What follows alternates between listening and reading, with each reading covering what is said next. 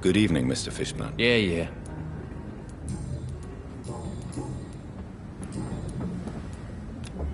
Goodbye, Mr.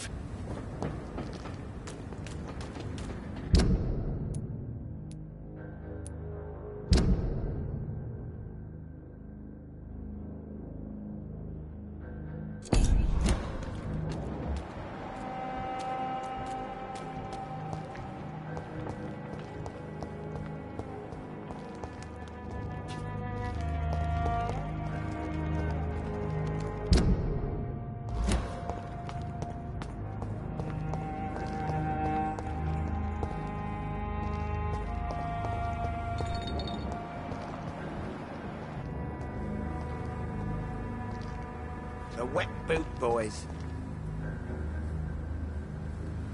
Good evening, Mr. Woodbeat. Good evening to you, my young doctor.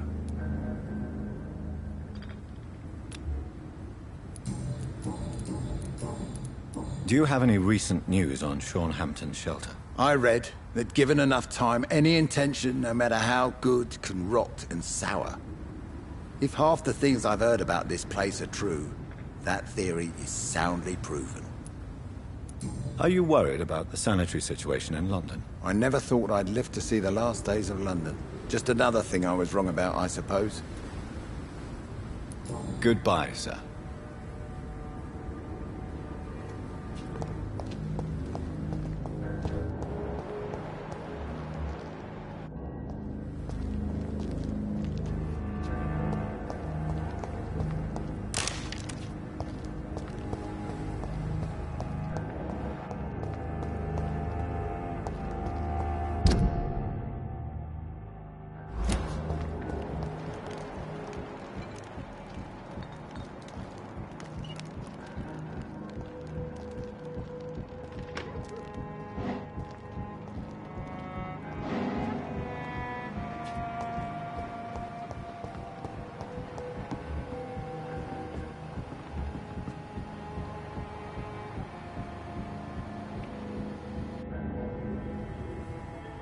Don't you think Miss Fishburne is nice to us?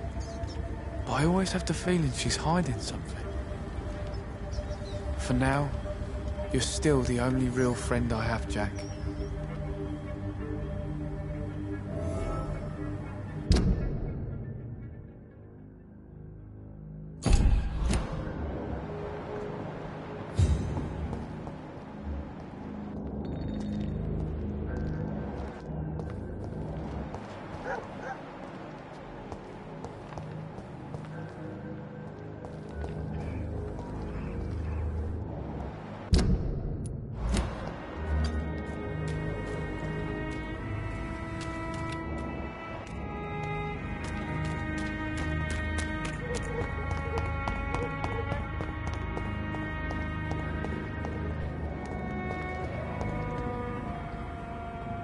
Evening, Rufus. Evening, Mr. Reid. How come you consider it your only friend? I found Jack when he was a baby, alone amongst dead rats. Poison, probably. He was the weakest, but he survived. Just like me with my parents. Like you and your parents? When I was 8, my parents died in a car accident. Rumour says I didn't get a scratch. You don't remember the accident? No. I was little back then. It's been a blurry mess and very quiet in my head ever since. How have you survived? Did anybody take care of you? I don't have any family left, really. Except for the good Mrs. Fishburne. She's like my family now.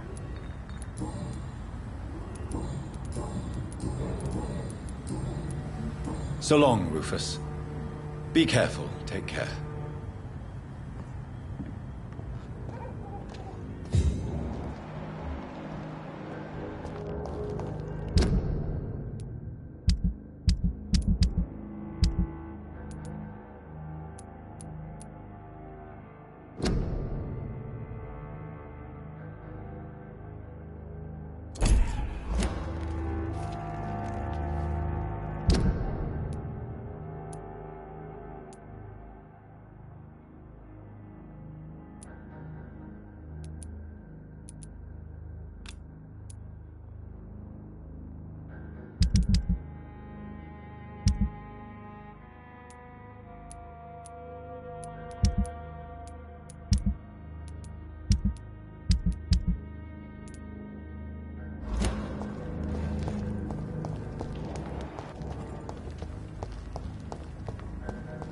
We don't need no wars to worry us.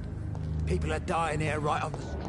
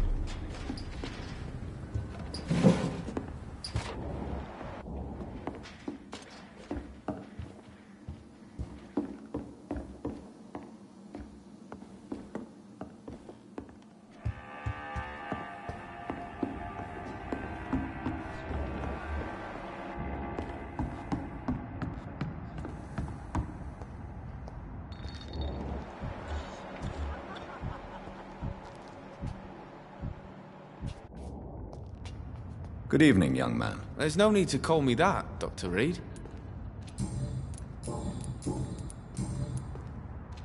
Show me what you have. Please, sir. Come and have a gander.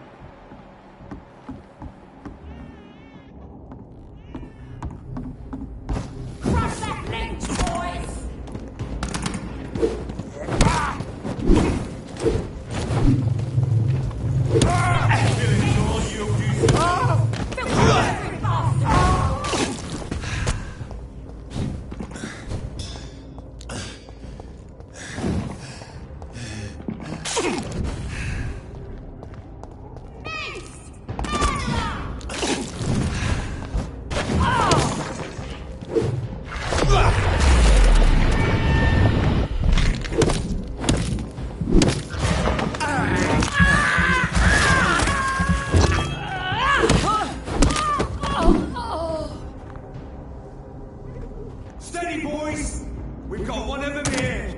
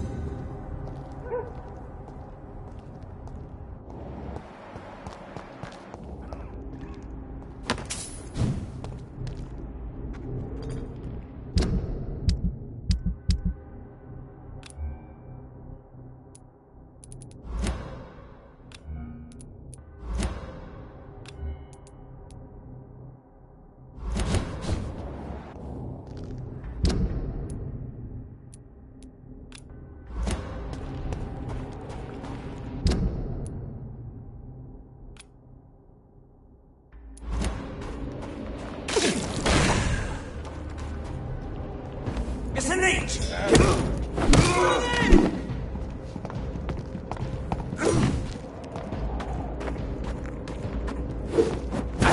I'll send you to hell.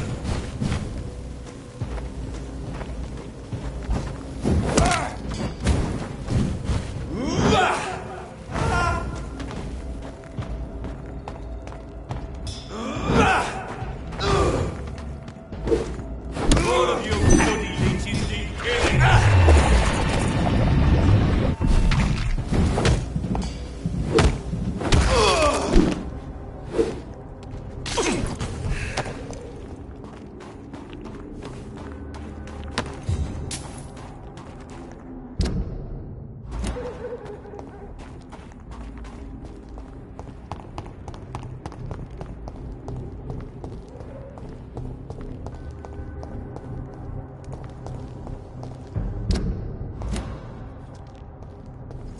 Not a safe place right now, sir.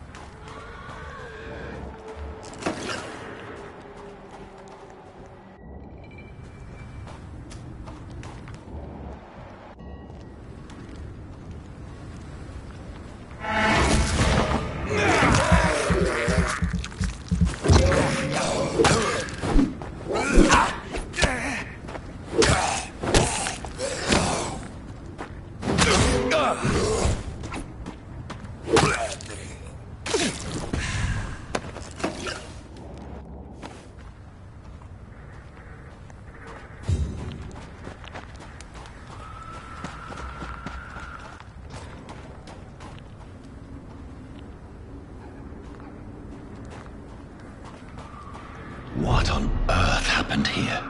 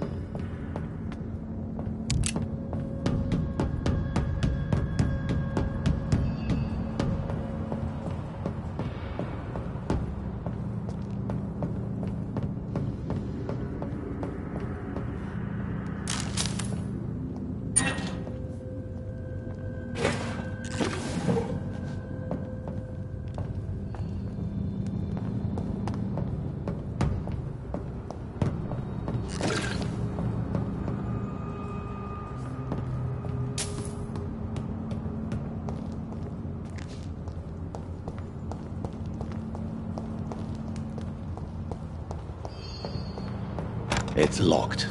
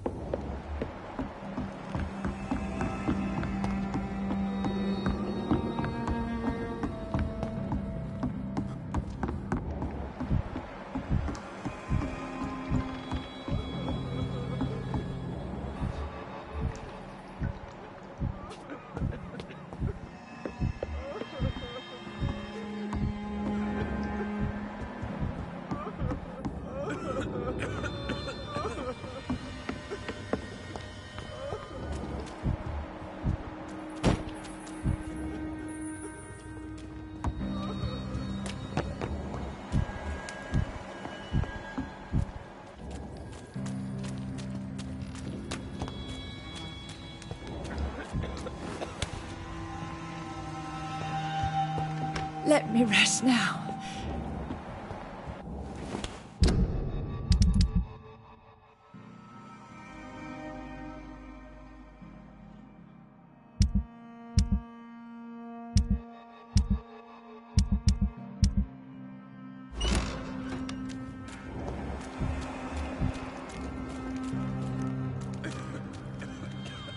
Have you found the answers you were looking for, young Ekon? There is too much left unanswered. So many questions. Get to know us, spend time with us, and I may be willing to answer more questions. Thank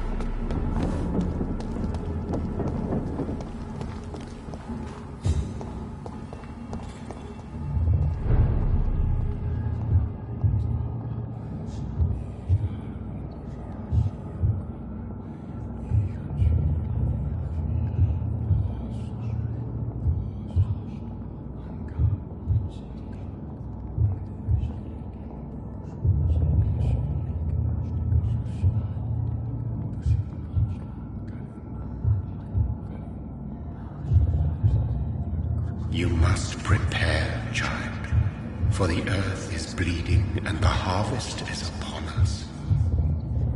Stay away! Whoever you are! This is no time for petty quarrels, my champion. Can you not hear? The famished queen has awoken.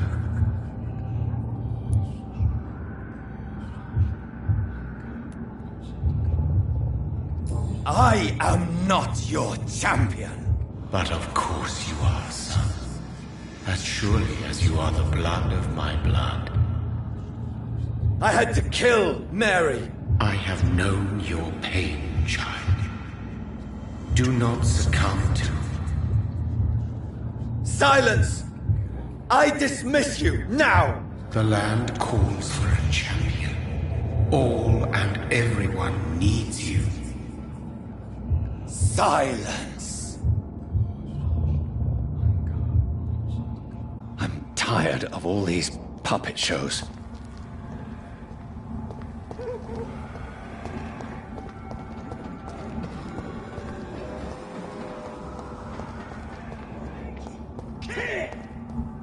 I cannot enter.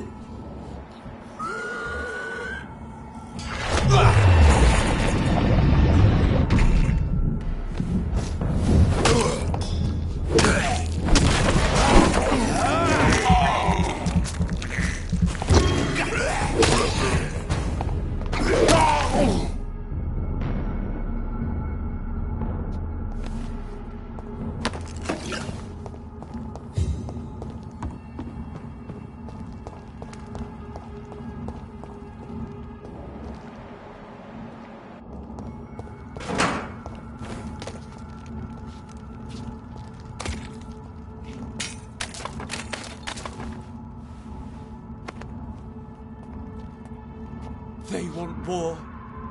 I'll show them war! Whatever this poor woman did, nobody deserves this kind of punishment.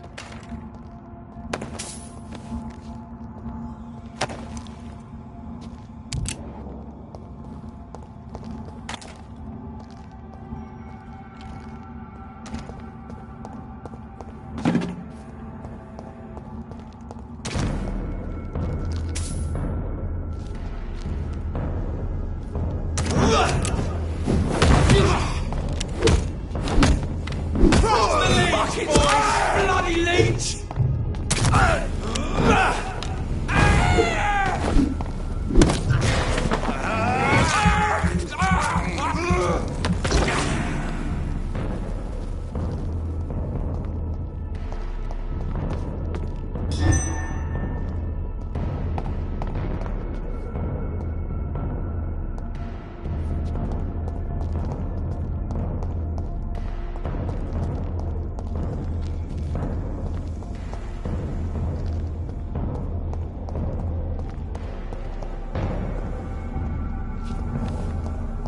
So this is where she lives. What a splendid house.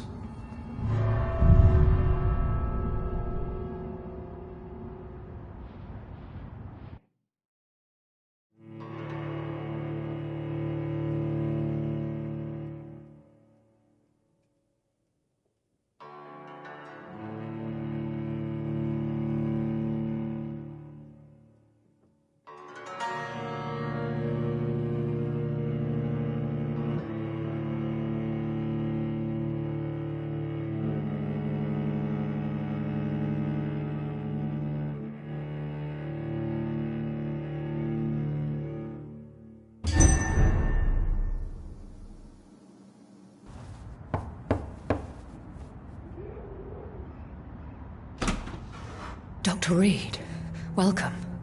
How are you? As good as one can be, considering the circumstances. Yes. Death and affliction seem prevailing themes of late.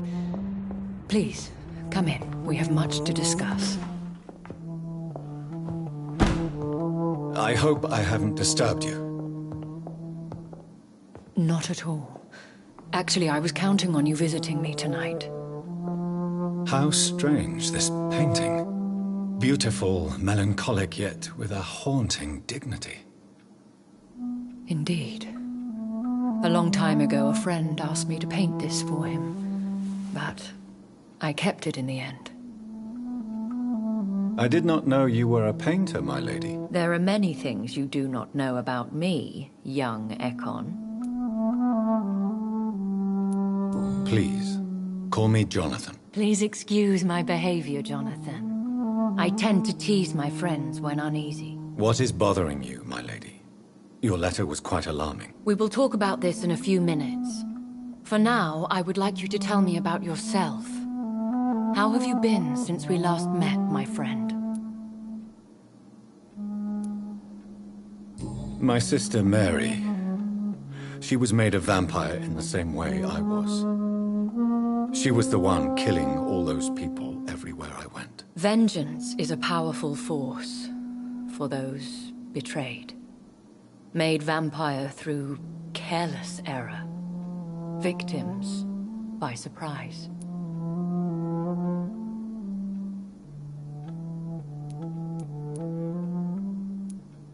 In the end, she implored me to put an end to her misery. But still, I felt I had taken her life twice. I am so sorry for my accidental cruelty.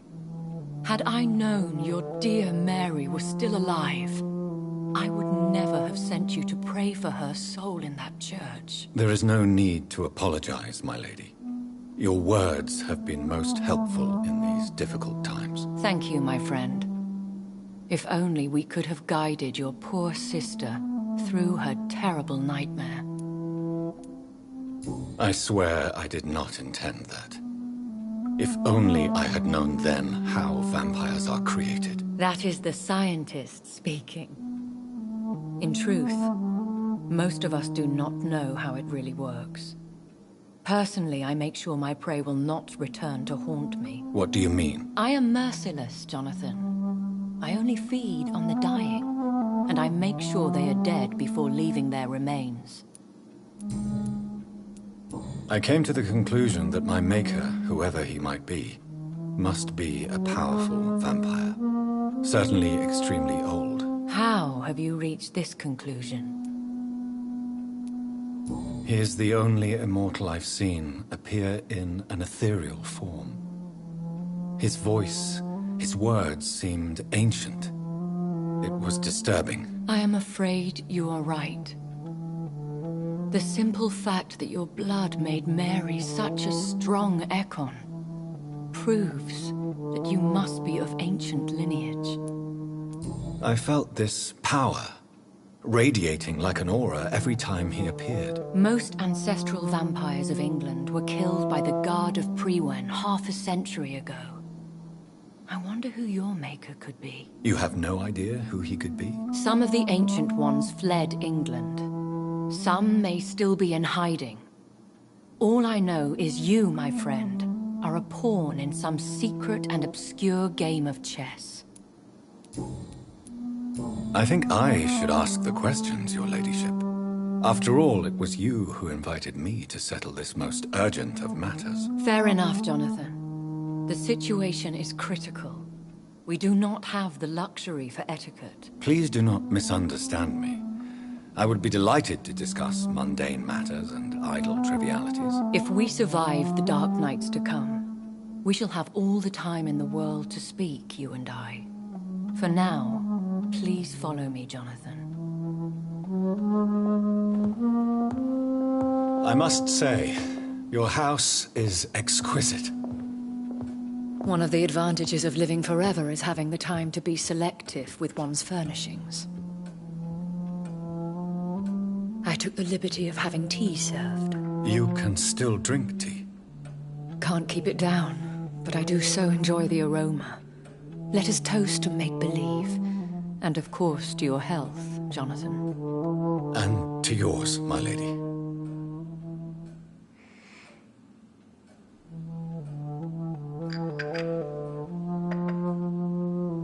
Please, call me Elizabeth. So, my lady, why, truly, did you invite me here? I've been asked to deliver an official invitation to meet the Ascalon Club. Who are they? Really? They are the embodiment of vampire law in Britain. Some say they influence the destiny of the Empire. Some believe they merely protect it. How many are they? Only a small number of powerful and deceitful immortals. All of them entangled in a sticky web of shadow cabinets, influencing trade. Will they fight the Guard of Priwen? I doubt it. Fergal was Lord Redgrave's executioner forever and a day. By defeating that beast, you deprived them of a powerful weapon.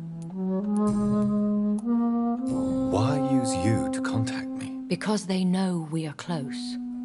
The Ascalon Club has many spies. Their main occupation is gathering information, and then deciding how to use it. Have they threatened you in any way? Not at all. Their message surprised me at first, but it is only logical, considering the critical situation in London. Why not ask for your help?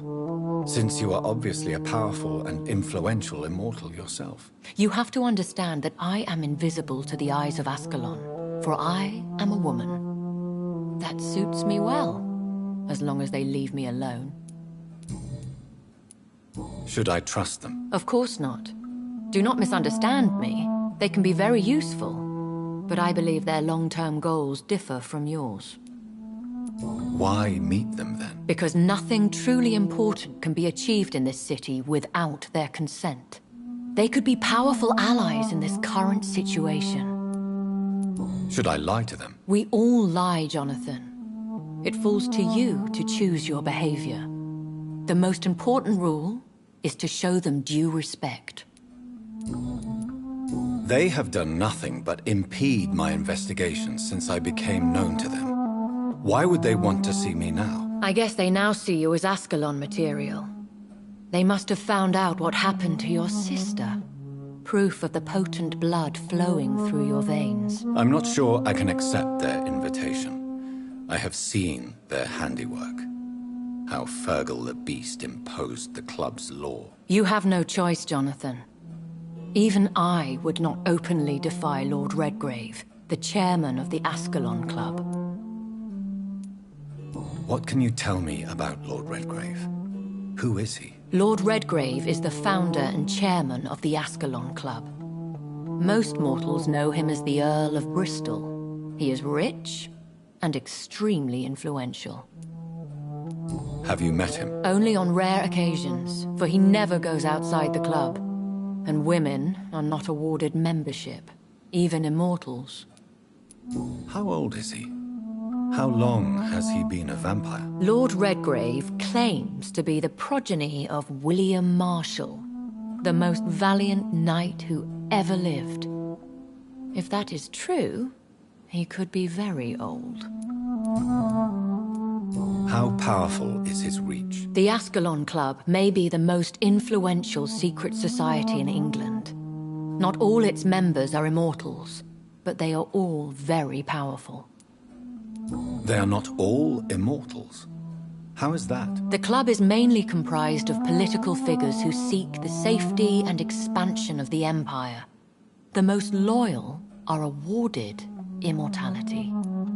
Any familiar or famous names? As the richest, most relentless British tycoon, Aloysius Dawson is considered ideal Ascalon material and has been watched for years. If you are convinced I must meet him, I will heed your advice. Thank you, Jonathan. I understand your reluctance to brush shoulders with London's vampire elite. But we have no choice. Is the situation that critical? Yes. The Guard of Priwen has called for a second great hunt of our kind. And they will stop at nothing to eliminate us. Will the Guard of Priwen and the Ascalon Club fight each other? I doubt it. If Priwen really launched a great hunt, I think most of the Ekons I know would flee the country to escape the bloodbath. I think I saw them kill an Ekon on the way to your house. They seem to have a list with names. To launch another great hunt, they must have collected intelligence on vampire identities and whereabouts.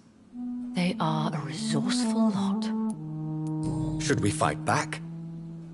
I will not be hunted down like an animal again. I admire your courage, Jonathan. But the best way to fight them is to put an end to the epidemic. This is the only way to clear the air. What is a great hunt? The first great hunt was launched about 75 years ago. In just a few nights, the Guard of Priwen located and destroyed most of the old British vampires. Why start a second one? Priwen has always seen us immortals as a threat to mankind. My guess is they suspect one or more of us is the cause of the epidemic. How did you survive the first hunt? I fled, Jonathan.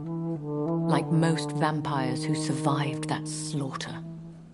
And I secretly came back when I was sure they had lost my trail. You should flee then. Leave London, the country even. I have seen the Guard in action. They are merciless. Your concern warms my heart, Jonathan. But fear not. If the situation gets too dangerous, I shall retreat to my secret Scottish manor. I could hide you in my luggage, if you wish. Thank you for the offer. I shall keep it in mind, but I have much to do here. There is a question I must ask you. Could Lord Redgrave be my maker? I doubt it. If Lord Redgrave had made you his progeny, he would not have seemed so surprised when you demonstrated the strength of your lineage. What is the plan? The plan is we both try to save this city, you and I. Go to Ascalon, accept their proposition, and use their influence to promote your agenda. How can I save London? The epidemic is the priority. You must find its origin and put an end to it. This is the best way to solve the crisis. What will you do? I still have contacts and old friends in this town. I shall make some inquiries and attempt to learn more of the situation. We need clarity. Will I ever discover the identity of my maker? Maybe not, Jonathan. We know for sure you were made by a powerful vampire, but most of those fled England long ago. Please forgive my bluntness, but I have to ask. Was it you? Did you make me? Oh, Jonathan. I know you shall always have a gnawing doubt about who made you an immortal, but I swear, I had nothing to do with it. You have no idea at all? You seem to know so many things about the secrets of the vampire underworld. Even if I had my suspicions, I would not dare give you a name so soon. All I can say is this. I will make inquiries and keep you informed. One day soon, I will have to find the answer to this mystery. And I shall help you in your research, I promise. For now, you must go to the Ascalon Club and play their game. Will I see you again at the Pembroke Hospital? No. You will find me here if you need me. I shall conduct inquiries alone, and we can then share our discoveries. Will you not visit Pembroke again? No. I must remain discreet and avoid attracting attention to Pembroke Hospital for the time being. But how will you sustain yourself? I shall not, Jonathan. Fear not. I'm used to it. When will we meet again? As soon as you meet Lord Redgrave, I suppose. Fear not, my dear. I shall only be a heart's beat away. I want to thank you for all your support and your help, my lady. Could you do me a last great favor and call me Elizabeth? I should be honored, my lady. Then it is settled. Finally, some good news in these dark hours. Thank you. I appreciate the advice. I had best prepare myself to meet this Lord Redgrave now. How thrilling to meet the Earl of Bristol in the flesh, so to speak. Something tells me you're not very keen on the man. Don't get me wrong. The gentlemen of the Ascalon Club are honorable, but their attitude and opinions are somewhat antiquated. I see. As long as they deny access to female applicants, I will leave them to their antediluvian considerations as to the natural order of things. Jonathan, promise me you'll be careful. Of course. But why the fear in your voice? Look at me, Jonathan. I am. I mean, really look at me, young Ekon.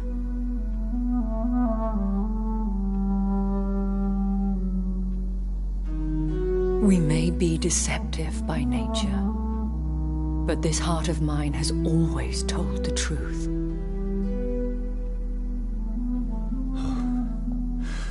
Elizabeth. Go, my friend. But come back to me soon.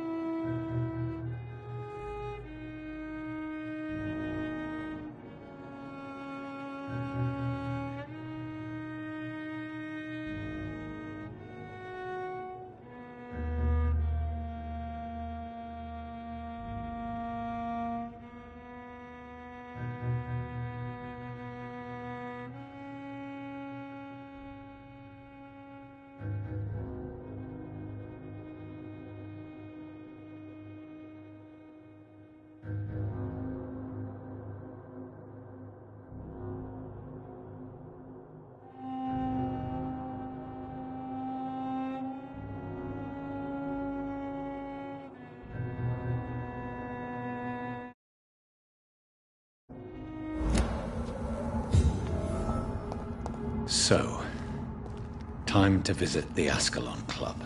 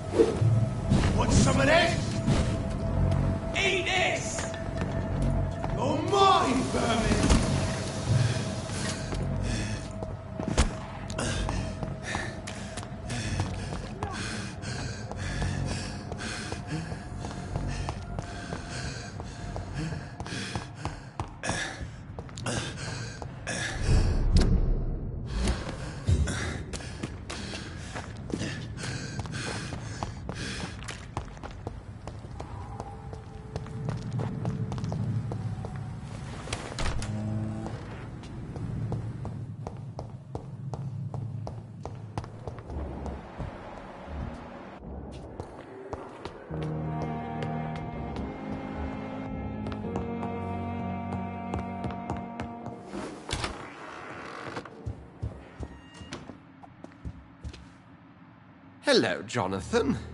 Back from the city already? How is the situation over there? Tense, to say the least. I am sure every obstacle will cede to your relentless determination. In the meantime, can I be of any help? What can you tell me about Lord Redgrave? Oh, the legendary founder of the Ascalon Club. I'm afraid I cannot help you with that, Jonathan. So you do know him? All the Brotherhood knows about him is highly confidential. He is dangerously intimate with the royal family and Britain's inner circles. Are you afraid of him? Is he that dangerous? No, but since most ancient vampires were killed or fled England during the Great Hunt of 1850, he may be the oldest British vampire. A myth in the flesh, so to speak. Did you know that Lady Ashbury is an artist? And rather a good one? Well, actually, yes. I attended an exhibition of her paintings before the war. Beautiful landscapes and stunning portraits. I wish I had purchased one. Perhaps we could go to her next exhibition, you and I. What a beautiful idea, Jonathan. Did you know she told me once she had been a model for famous painters? But she never told me which ones. What can you tell me about the Great Hunt? A sad story, my dear friend. Tragic, in fact. The Brotherhood was betrayed by some of its most trusted members. Why was it a tragedy? Not only did the Guard of Priwen hunt down and kill most ancient vampires of England, they also destroyed or confiscated their possessions. Priceless knowledge was lost in just a few nights. Tell me about the betrayal. The founders of the Guard of Priwen stole precious and unique documents and reports from the Brotherhood's library when they left. They used them to identify and locate their next targets. I shall return later. Thank you, Edgar.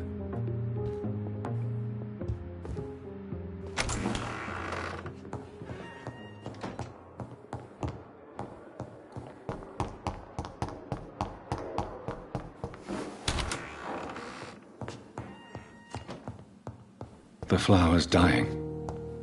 It needs water.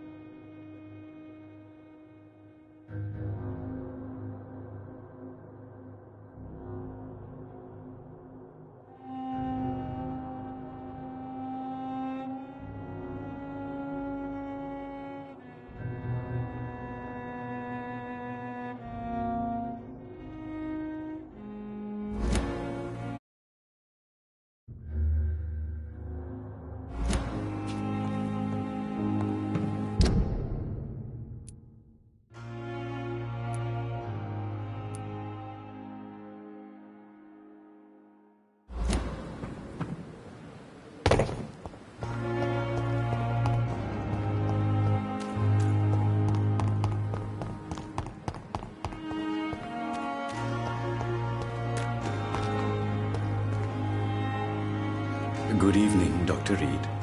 Such a pleasure to see you again. Please show me what you have to... Of course.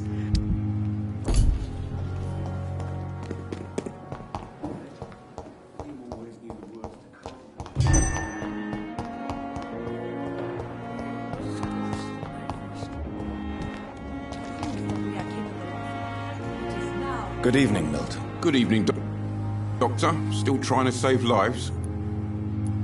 I'd like to see your... Wise choice, Doctor.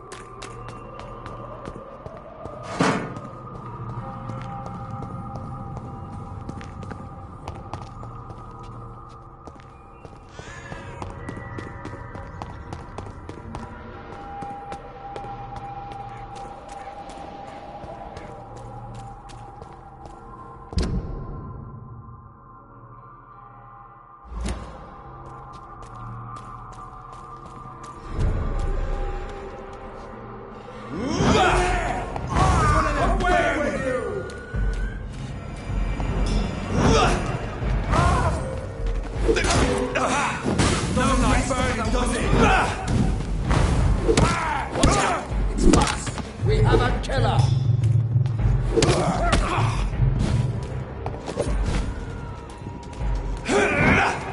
The Lord commands you!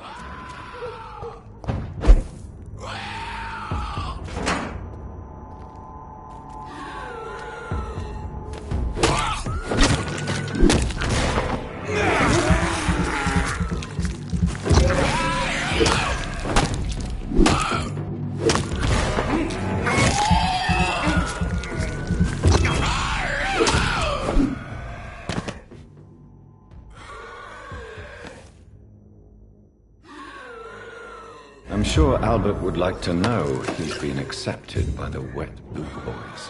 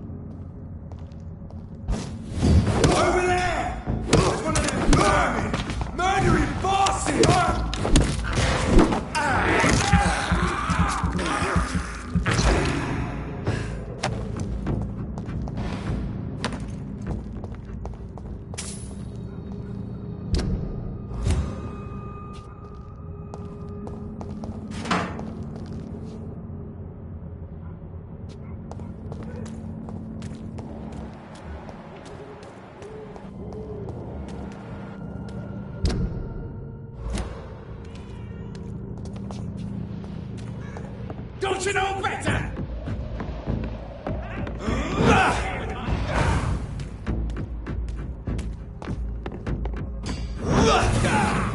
No bleeding.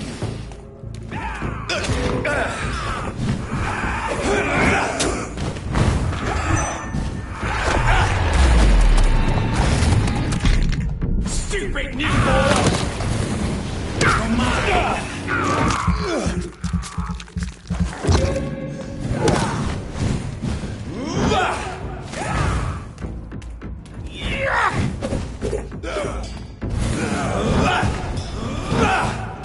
You cannot win this!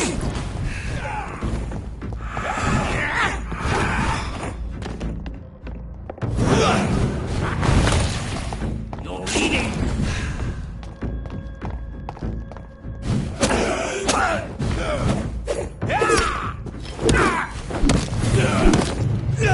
Your prey is mine!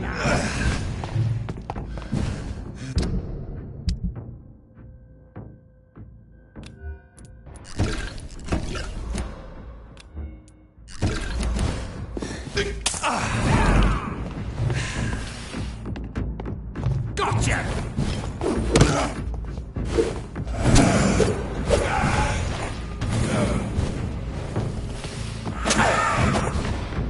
Don't you know better?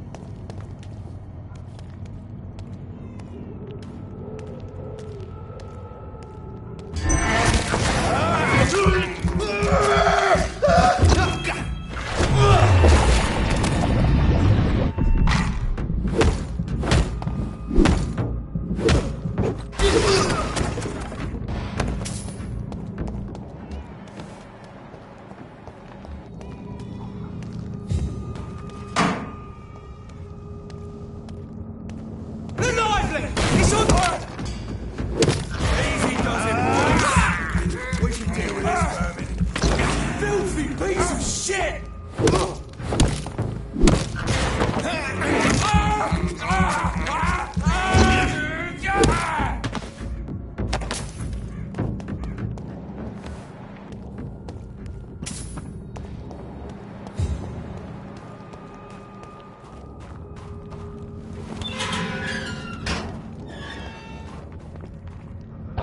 You're feeble!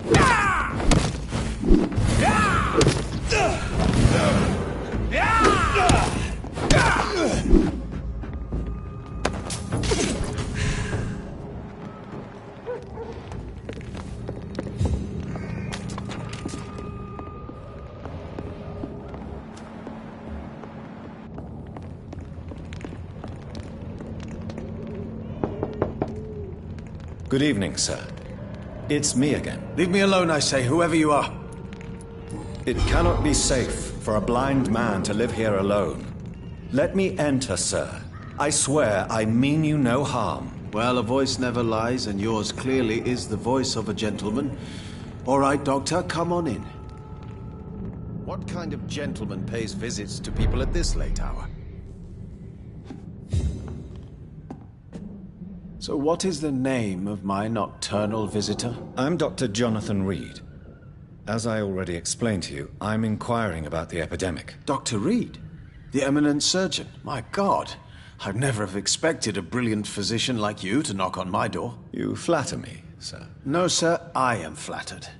I read all your work when I still had my sight. I loved it. I'm Mason Swanborough, by the way. And what else have you learned about me, Mr. Swanborough? I know you assisted Professor Carell in France, and that you invented a new blood transfusion method based on his work. Yes. Those were frustrating but exciting days. I loved it. Yes, the thrill of research and discovery. This is what drives people like us, Dr. Reid. Oh, how I envy you. Does someone take care of you in this isolated place? My sister Loretta and I have our daily routine. Every morning and evening she comes by so we can talk and eat. Then she leaves and I stay. Do you not appreciate your sister's visits? Loretta is the best and worst thing that happened to me, and I believe she could say the same thing about me. Where does your sister go? Well, let's just say she earns enough money for us both. What's so amusing about that? I won't hide the truth from you. Loretta sells a fake miracle elixir to the sick people of Whitechapel.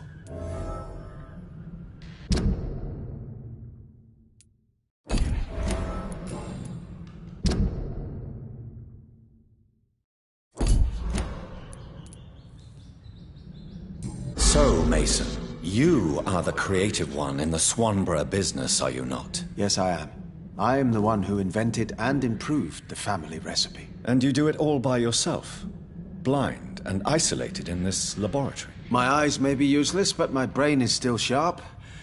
Once a chemist, always a chemist. Is your sister using you and your skills for her own profit? I've lost my sight, not my wits. Loretta couldn't manipulate me in a million years. Are you sure about that? You clearly depend on her. Let me be perfectly clear. I came up with the idea of the Swanborough cordial. Loretta needs me more than I need her.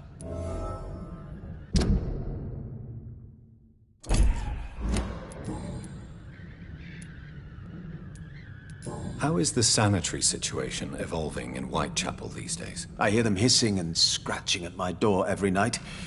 The sick made mad by the fever. But these walls are thick, and my lock is solid.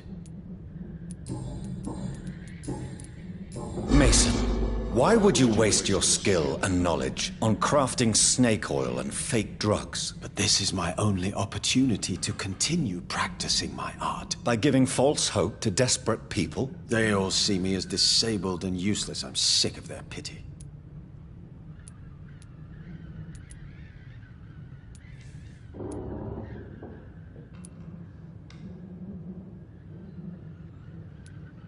You are complaining about being disregarded, and yet you are exploiting human misery. You're pathetic, sir. Some honesty at last. Thank you, Dr. Reid. Hypocrisy is the worst disease. Do you know Braille, Mr. Swanborough? I'm no expert, but I learned it in my spare time, yes. Why? I found a strange document entitled Cure for Blindness. It's written in Braille, so I thought perhaps it was yours. Really? Is that some kind of sick joke? Let me see. Here it is. This letter seems authentic. And it actually refers to an experimental cure for blindness. You have piqued my interest, Dr. Reid. Could it be of any use to you? No. This page is just a part of a larger diary. I'd be glad if you could find the other pages. Goodbye, Mr. Swanborough. I'll leave you now. What can I do? You seem unwell, sir. Do you need my assistance? Actually, I feel worse than usual. Can you give me something? Yes. I can give you a little something that has been proven effective. Thank you, Doctor. Goodbye, Mr. Swanborough. I'll leave you now. Tell me, how do you see the world these days?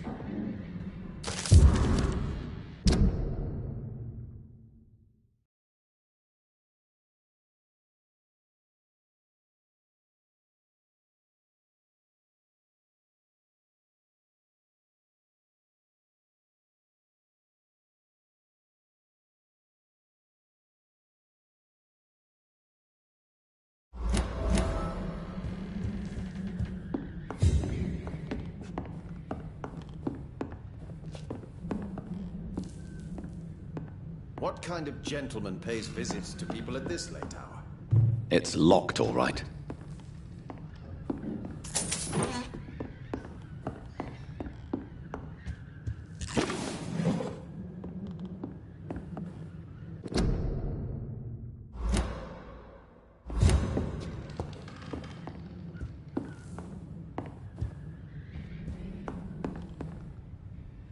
What can... Why does your sister feel so guilty about what happened to you? Because she knows I'll never forgive what she did to me. You run an illegal business with someone you hate? I don't hate my sister. She looks after me, we have a good time. But I'm just not ready to forgive her. Goodbye, Mr. Swanborough. I'll leave you now.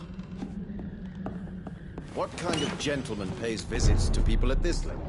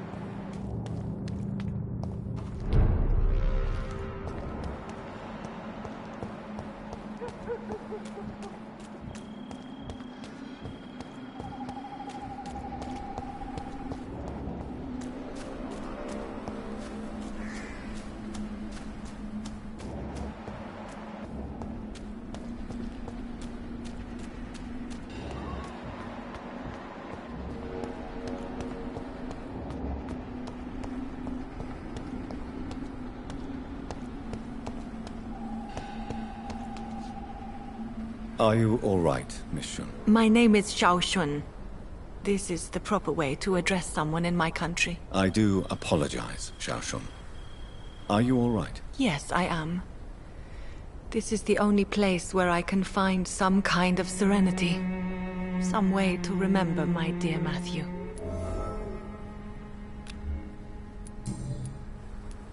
Are you on your own? Do you have any friends or family who you could be with? I have family and friends, but I need to be here alone. One day maybe I'll go back to them, but not now. I need silence, and I need sadness.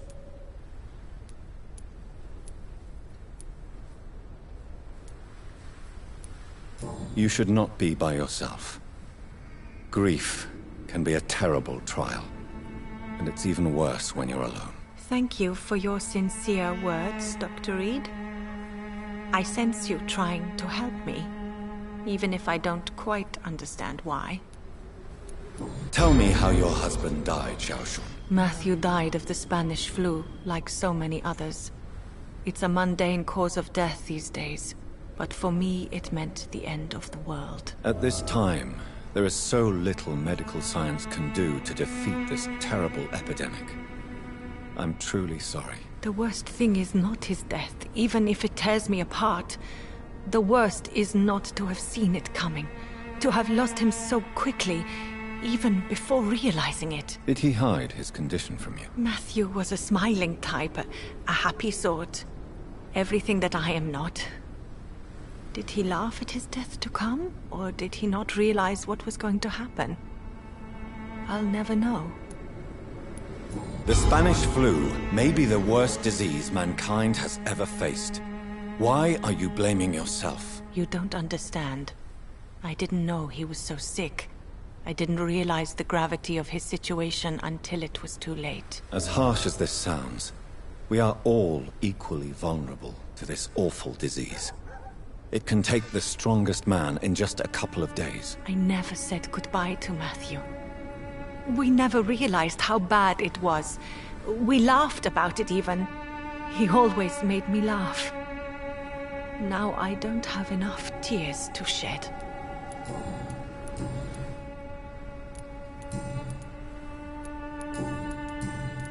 How is the sanitary situation evolving in Whitechapel these days? My only relief is that my Matthew died before seeing the madness that approaches.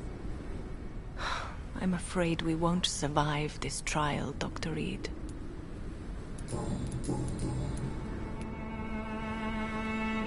Are you a doctor yourself? Is this why you feel so guilty for not saving your sick husband? No, I am not. But I still need to blame someone for Matthew's death. And who else, if not his wife, who did not see it coming? I'm a physician. One of the best in the country. But I was unable to save my own sister, Mary. She died in my arms. Why tell me this? Is it supposed to make me feel better? She will rest in this cemetery forever. And I'll spend eternity hoping that she can forgive me. May I ask what caused the death of your sister? You could say she was also killed by a terrible disease. A disease I have sworn to fight and cure, no matter how long it takes. Thank you for sharing that with me, Dr. Reid. Maybe it's time we start to rebuild our lives, you and I. You realize you can't stay here forever, don't you? Eventually, you'll have to leave the cemetery. Why? Why should I go? Since this is the only place I can find peace of mind.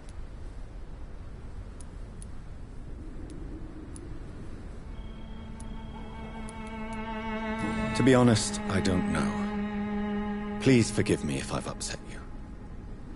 We must all honor our departed loved ones in our own way. You sound like you're no stranger to the pain I feel. Let's just say, I too have a good reason to visit cemeteries at night. Please accept my condolences for your loss then, Dr. Reid. You should go home now. I think you're right. Cemeteries are for the dead, for they need silence too. Thank you for your honesty and your wisdom, Dr. Reid. Thank you for your company, Xiaoshun. Take care on the way home. Maybe I'll see you again in Whitechapel. Goodbye for now. Goodbye for now.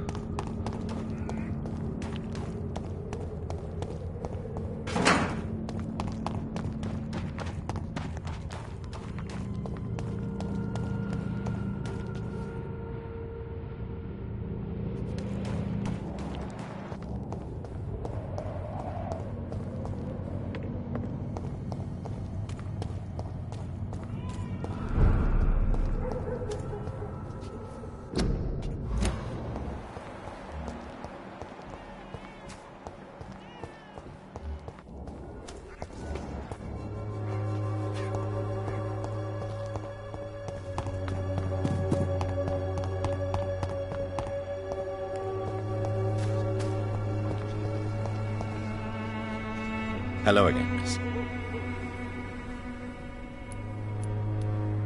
Tell me, Camellia, how are things now the dispensary is closed?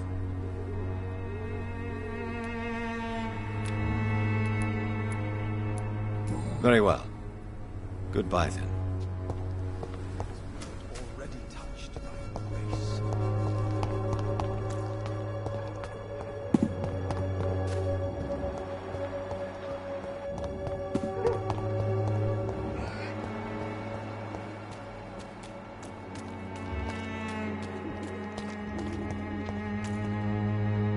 Good evening, Doctor. Can I help you? How are conditions in Whitechapel at the moment? I always thought it was my role to reveal what really happens in these forgotten parts of London. And you're not sure anymore? Emptied coffins, cannibalism, walking dead. I'm trying to report the truth about what's going on, but no one believes it anymore.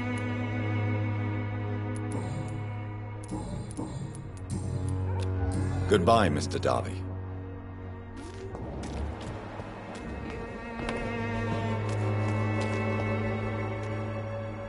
Good evening, Christina. Change your mind, Mr. Reid?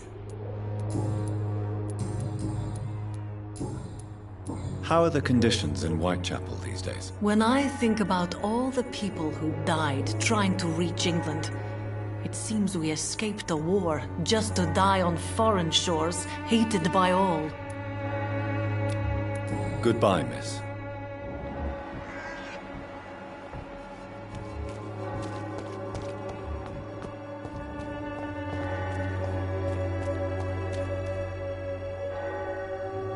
You again?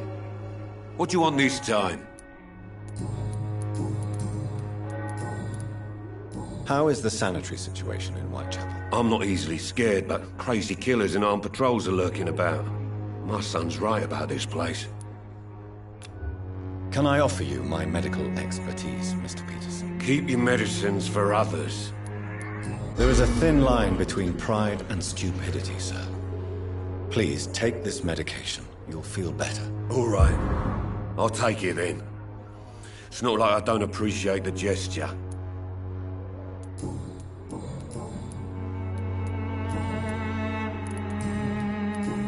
Goodbye.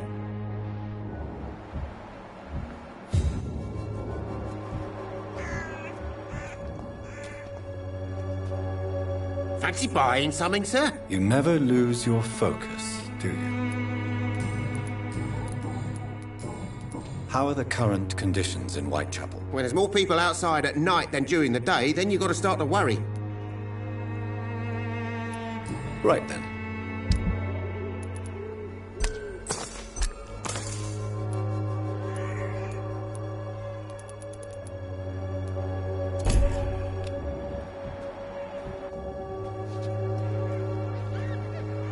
Fancy... You never... Do you need help, sir? To be honest, I'd prefer you take a look at my stuff. I'd rather be rich and sick than the contrary. I don't quite agree, but I won't argue with you. Please, take this. You'll feel better. Really? Free? Don't take it personally, but charity usually comes at a price. Human nature being what it is. Goodbye for now.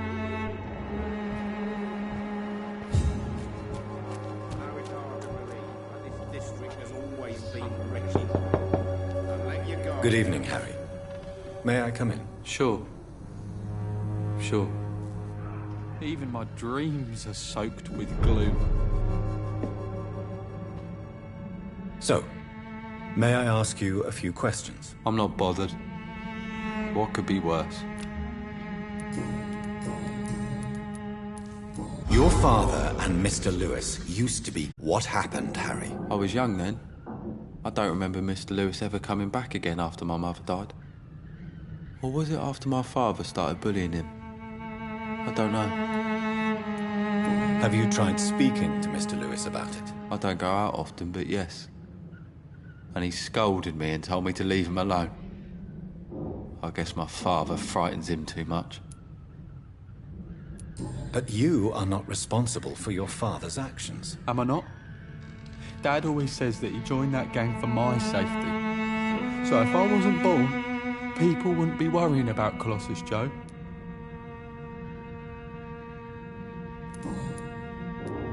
Do you remember when Barrett Lewis was close to your family? To your mother? Not really. I was too young. But I remember it was a happier time. Mr. Lewis was funny. He often had dinner with us.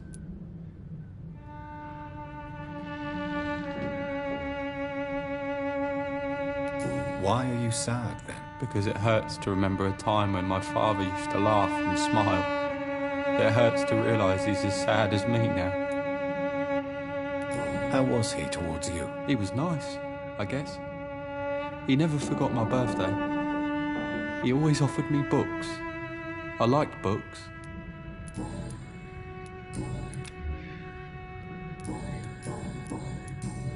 Have you any recent news of Nurse Crane and her dispensary? Nobody dares to enter the dispensary now. Rumours say the nurse has gone mad. Goodbye, young man. Is there only pain and suffering? You're late. Where's my money? You never... Good... Cheap price, good quality. Come on, take a look, don't you? Good... Price, good quality.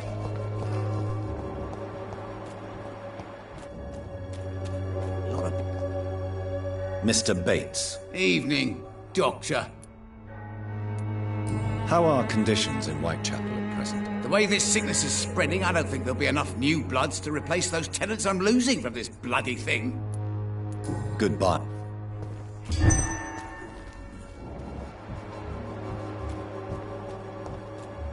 Fails you.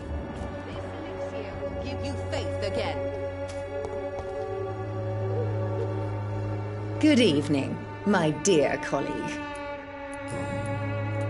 Loretta, your miraculous formula wouldn't even cure a common cold, and you know it. The Swamborer's cordial secret ingredient is hope, Doctor.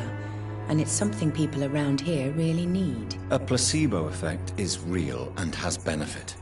But in your case, you could be murdering your customers who may die because they are not receiving the necessary medical attention. Medical attention? In Whitechapel? Trust me, my cordial is the best option they have, since it is the only one.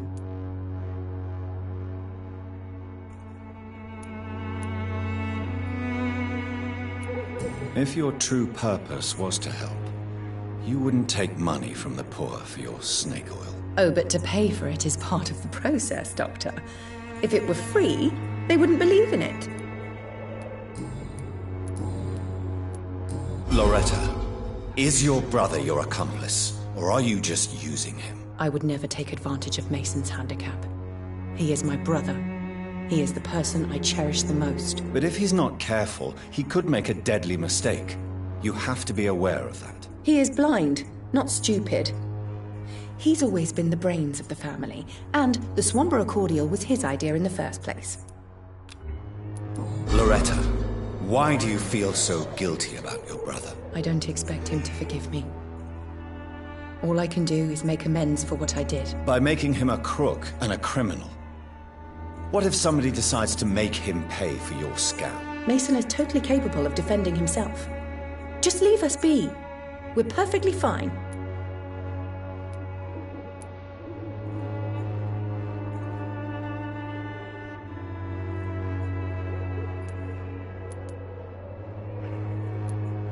I know how guilt feels between a brother and sister.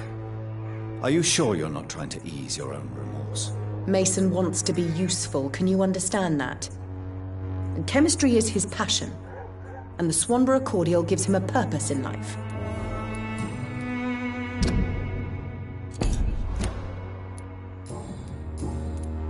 How is the sanitary situation evolving in Whitechapel these days? When people buy guns instead of medication, it means they have already traded hope for fear in their hearts.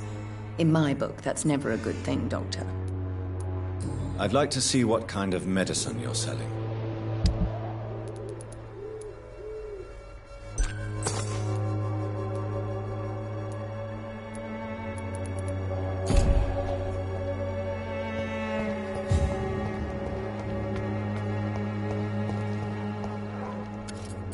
Good evening, Mr. Petrescu. What are you doing here? I could ask you the exact same question, Mr. Doctor. Now leave me alone. I heard what happened to Nurse Crane. How do you feel, Mr. Petrescu? Everything was... Dorothea helped people and will be sorely missed. I regret it too. I wish she'd continued working at the Pembroke Hospital. She was a good nurse. So you put an end to the operation? Did you put an end to Dorothea as well? You seem to have a lot on your chest, sir. What's wrong? I heard you are a famous surgeon. Tell me, what did you do to Dorothea? She was so bright, so clever. Then you made her an empty shell. I didn't use drugs or medical trickery, Mr. Petrescu. All I did was talk to Nurse Crane. I promise you. But what happened to her then? After you left, she did not even recognize me. Then she got careless and sick, and I had to flee.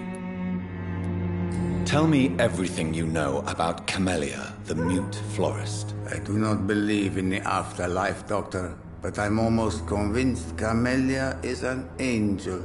She volunteered to give out our medical leaflets.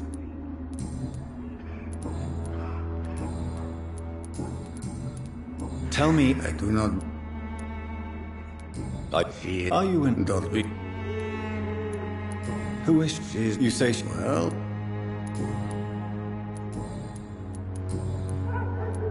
What do you plan to do now that Nurse Crane is gone? I'm not sure. Strange men came to see me after Dorothea's death, with strange weapons and very odd stories. What kind of stories? Stories all Romanian children know. It was as if I was home again. Vampires, Mr. Doctor. Vampires. You believe them? Aren't you too old to hold a weapon or listen to scary stories? Yes, I am old and alone and will die soon, but if these stories are true, maybe I have found myself another cause. Are you living on the streets, Mr. Petrescu? And why not? Those who believe they'll be safe behind walls are blind. What about your house? My house is always open to any poor soul needing a roof. All my work here is lost now that Dorothea is gone, thanks to you. Why are you so aggressive? I remember the night you came here and convinced me to open my door to you, sir. I'd like to punch you right on your chops.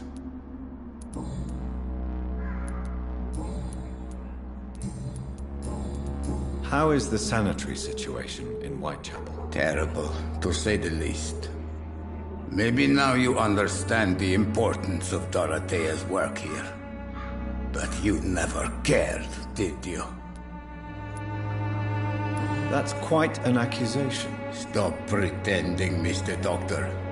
All you wanted was to confront Dorothea. You never intended to help Whitechapel's people. There isn't just one way to help Whitechapel. Your way seems to attract sorrow and despair, Mr. Doctor. Your kind of care is not what Whitechapel needs. Goodbye, Mr. Petrescu.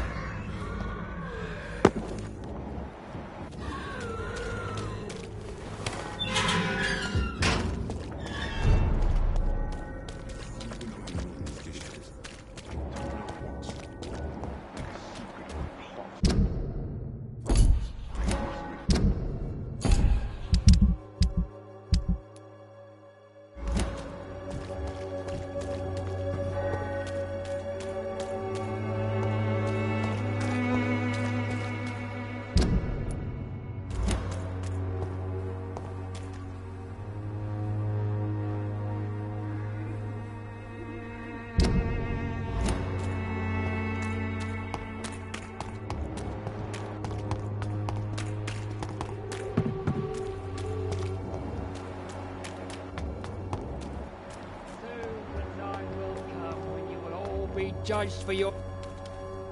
Good evening, Mr. Whitaker. It's Father Whitaker, my son. So, are you still lost in your rational delusions? Tell me the reason why you despise Joseph Larrabee so much, Tobias. A faithless shepherd is the worst criminal, for he leads his flock to the abyss by disregarding the right path. God smote this man, for he doubted. I only met him briefly, but he seemed a dedicated man who tried to provide guidance. Do you not believe in punishment, my son? I am not talking about the law of men. I am talking about judgment from heaven.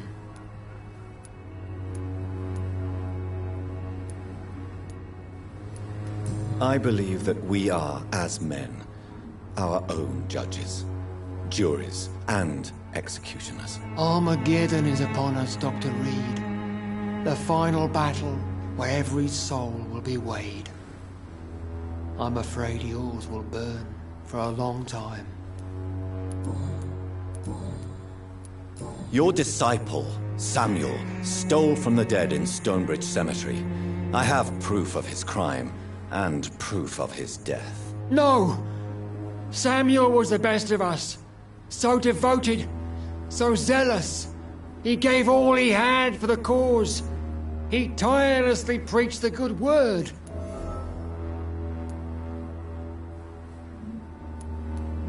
He defiled the dead with his petty thefts. That's how he financed your misguided crusade. Think what you will. When this city is saved, he will be praised for his devoted fortitude. He walked boldly into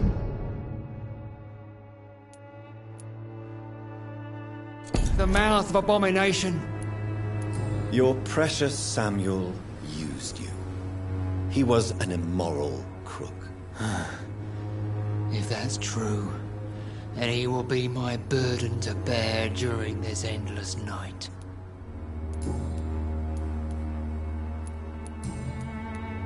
How is the sanitary situation evolving in Whitechapel these days? Don't you hear the trumpets? The apocalypse is upon us, Dr. Reid. The final battle. Don't you fear getting sick yourself? Faith gives me all I need, my son. If I must fall, then so be it. No doubt your faith will prevail, but let me give you some extra protection against the devil's work. Medicine. Blessed be your generosity, my son. I have heard enough for tonight. Goodbye.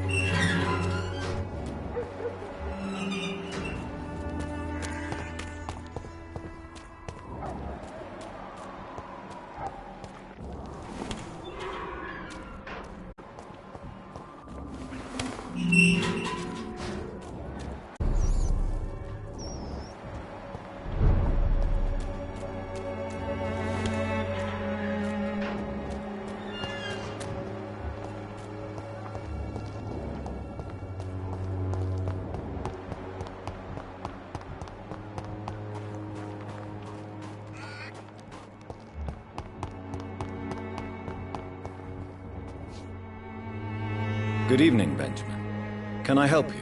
I'm afraid not, Mr. Reid.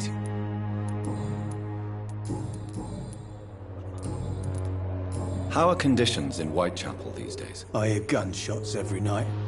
It's just like the war in the trenches, Doctor. I can't stand it.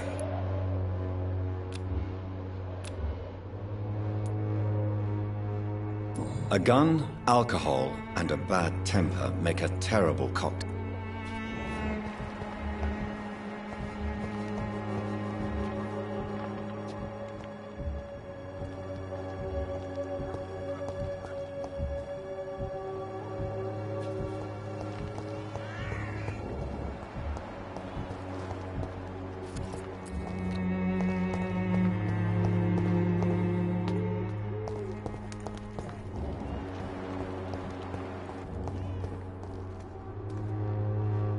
How are you, boy? I'm not your boy, all right? Now piss off.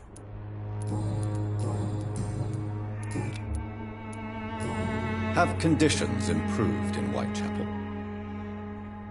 I'm ready for whatever's coming. I found the recruiter you were expecting. He's dead, but he carried a note. The Wet Boot Boys have accepted your application. I knew it! I told you I was tough enough. I'll be free soon. You're being manipulated by these criminals. What's worse is that you're clever enough to know better. You're all fancy words, none of which concern me. Go worry about someone else. I'm fine and I have a future here. Goodbye.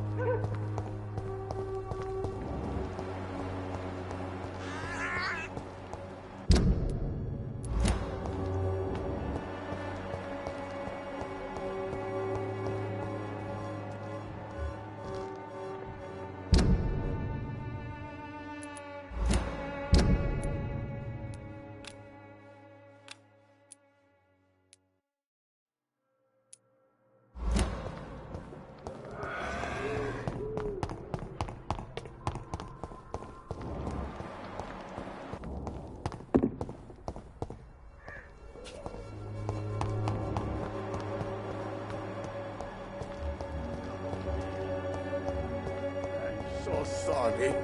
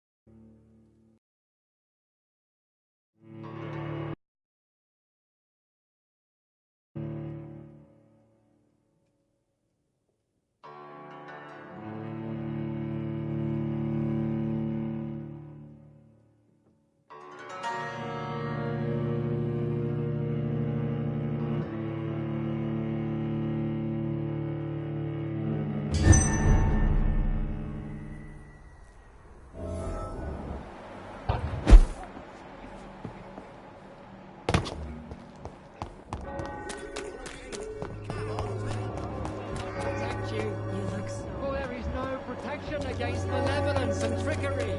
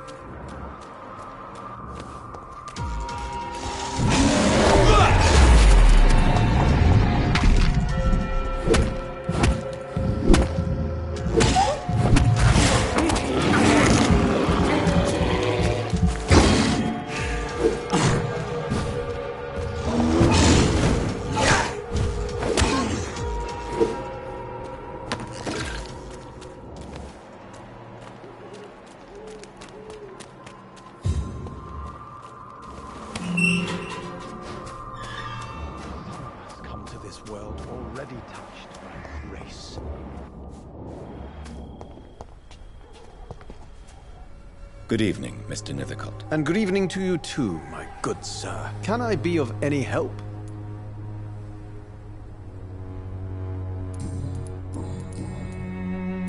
You don't really make a living from your scribblings, do you, Richard? No, sir, I don't. I work so hard. I put all my time, my energy, my devotion into the precise carving of words. Still, you don't seem to suffer from poverty. With thanks to my parents, actually. I'm afraid I would not be able to live on my own without their help. You seem embarrassed. Someday I hope to proudly offer my first publication to my parents. Until that day, I'll remain the failure of a son they have to support.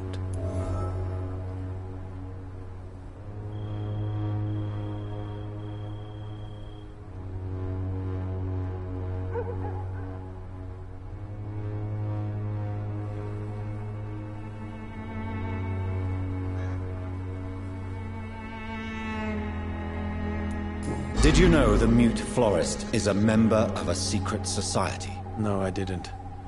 But I thank you for this information, sir. For it only enriches the mystery surrounding the precious camellia. Are you not curious? Is there not more you wish to know? That girl has not an ounce of malice in her. Whatever she may be hiding, it's certain to be for the benefit of most, if not all. I fear you are a hopeless romantic, Mr. Nethercott. Guilty as charged, Dr. Reid.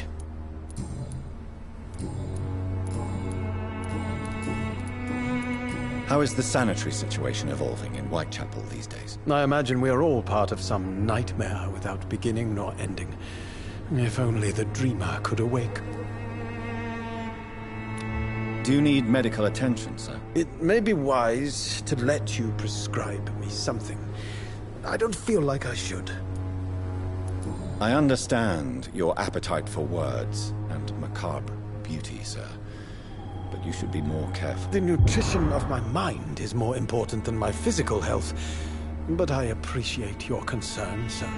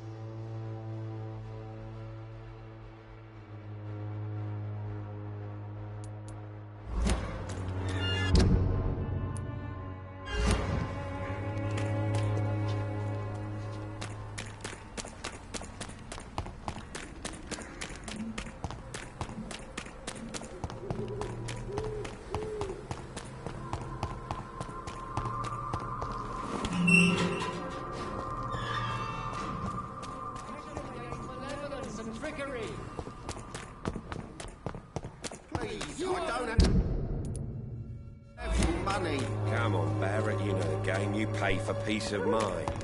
Can't you just look me up away?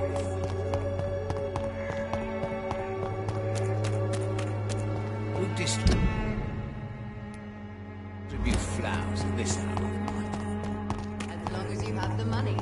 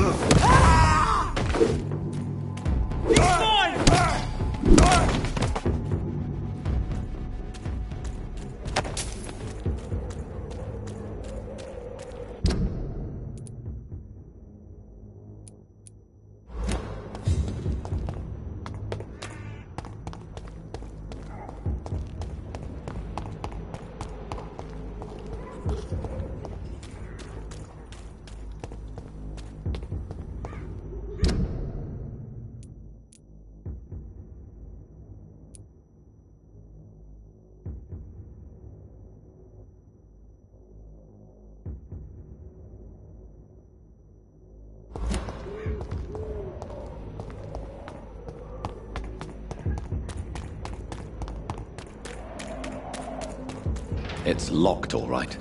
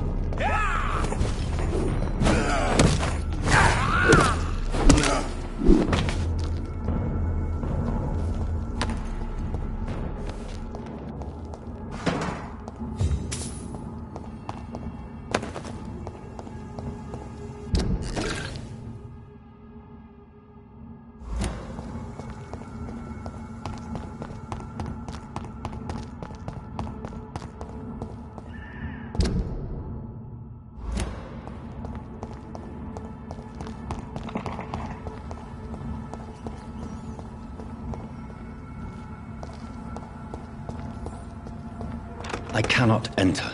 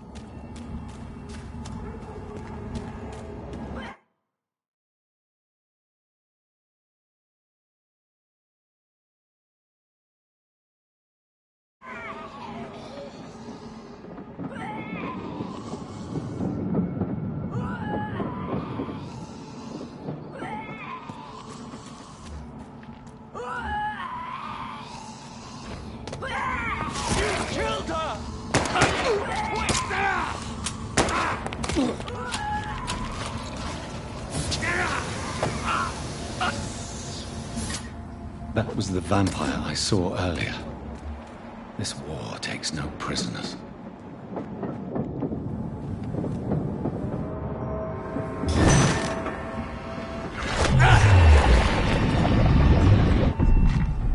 Watch yourselves! There's one of them!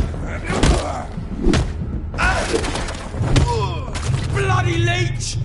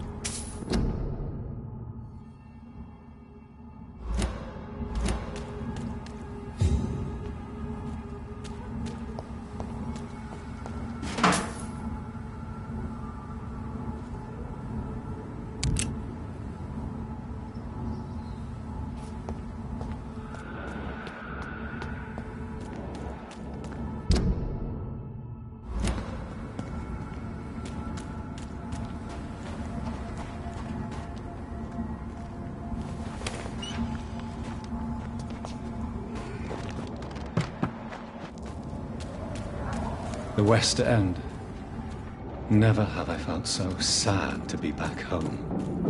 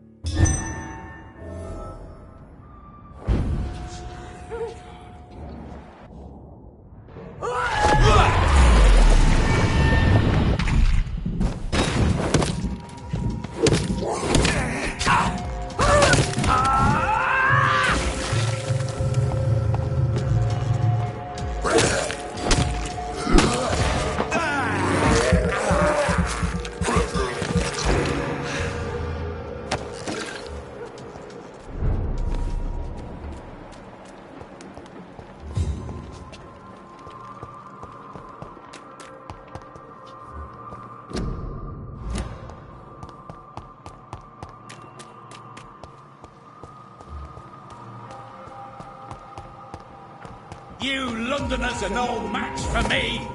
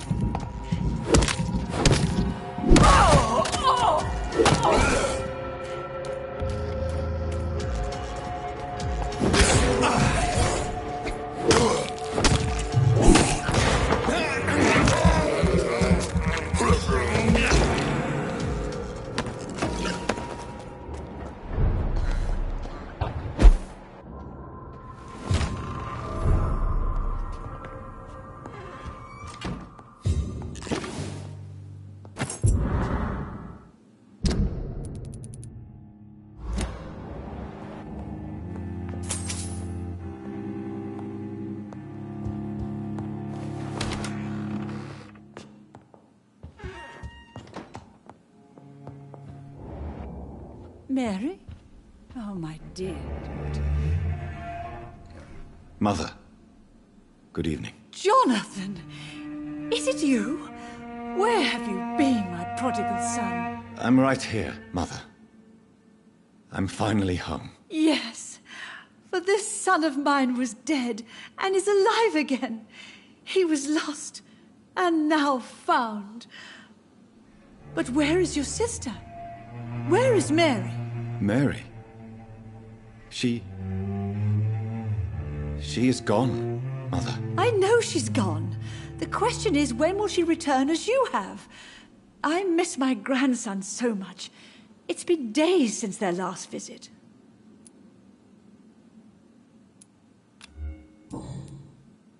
Mother, do you know what's been going on in this area? Not really. I don't go out much due to the epidemic, and when I do, I tend to get lost. What do you mean you get lost? I hope you don't go outside alone. Of course not. When I go out, your father always comes with me, but he leaves me there sometimes, and I have trouble finding the way back. Have you returned to Whitechapel Cemetery since Mary's funeral? I never want to go back to that awful place. Wait. I think I went back once. And you were there too. And Mary? No, that can't be true. It was just a bad dream, Mother. A nightmare, yes. Mary was so angry. I walked back home alone. If that kind policeman had not called Avery from the station, I don't know what would have happened. Do you need anything, Mother? Can I help you? I just want you to stay with me, Jonathan. Your room is ready. I asked Avery to make your bed. I'll stay as long as I can, I promise. Do you need anything else? Just one thing. Stop staring at me like that. As much as I love you, it breaks my heart to look at those empty and dead eyes.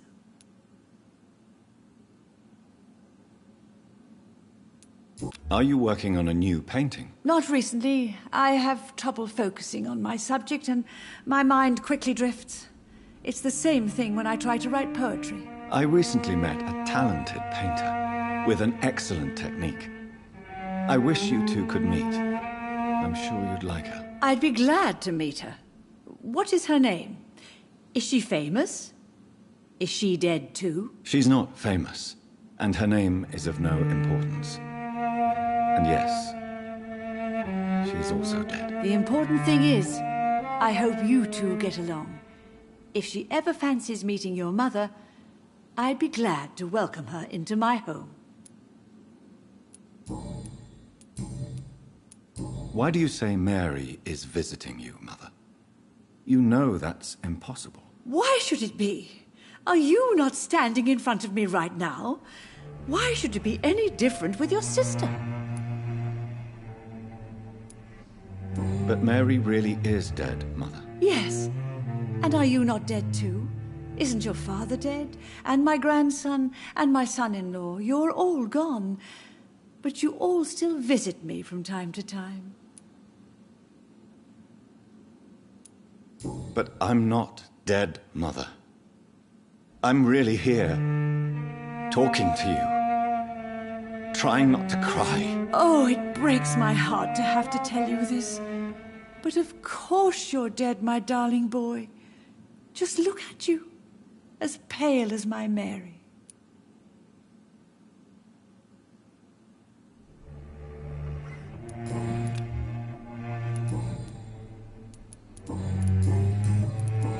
Goodbye, Mother. Try to rest now. Goodbye, son. Please come back soon.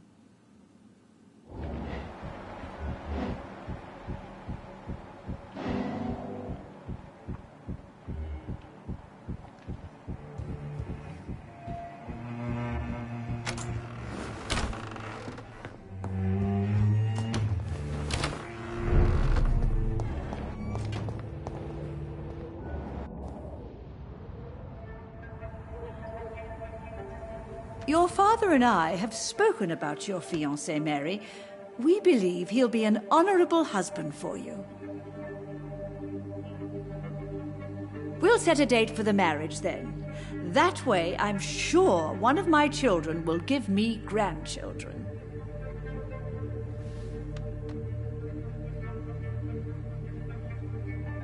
I understand your thirst for knowledge, Jonathan, and your father and I are proud of it. But you are not that young anymore, my son. When will I meet your soulmate?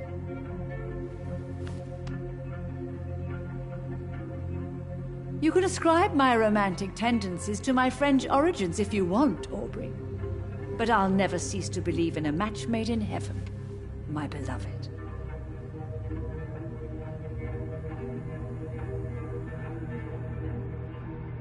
I really wish you could meet her, Mother. You would love her.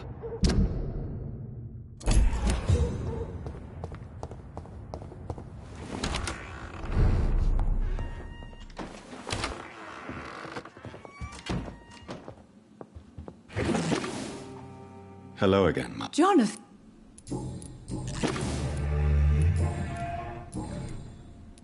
Do you really see Mary and Father?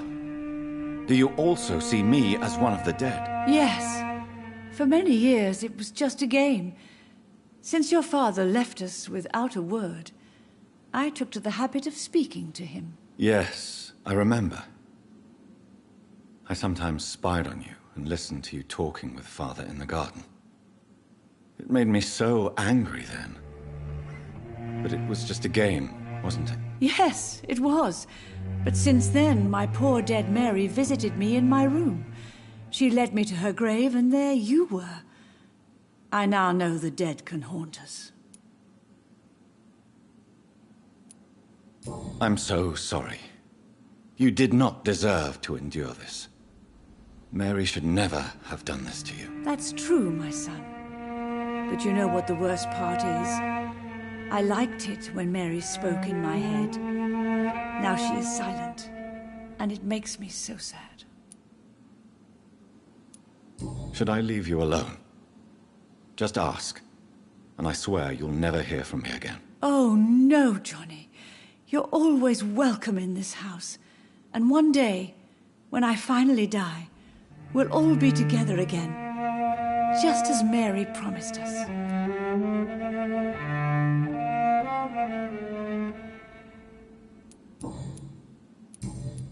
Goodbye, Mother. Try to rest now. Goodbye, son. Please come back soon.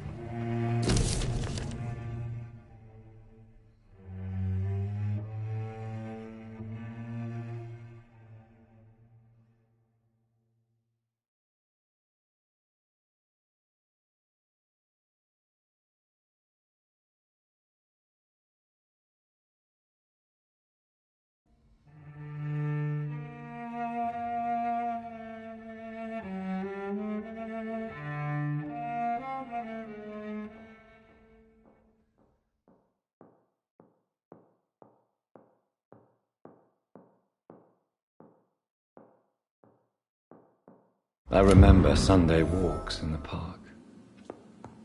Aubrey, I'm not sure visiting Italy is a good idea.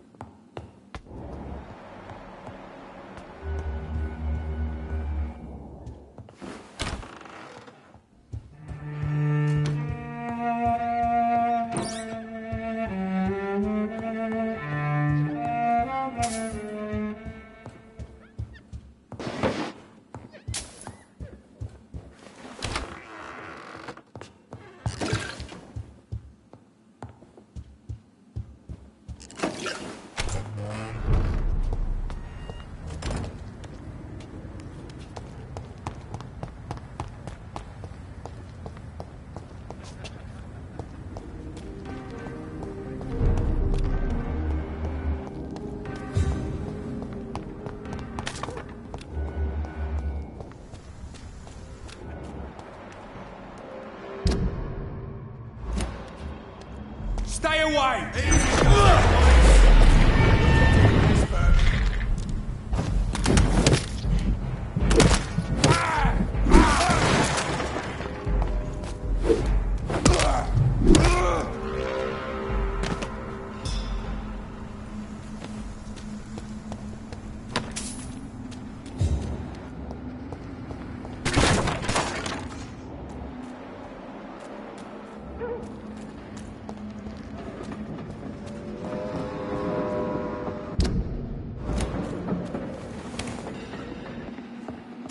Fresh water. As long as it's not holy water, I will find some use for it.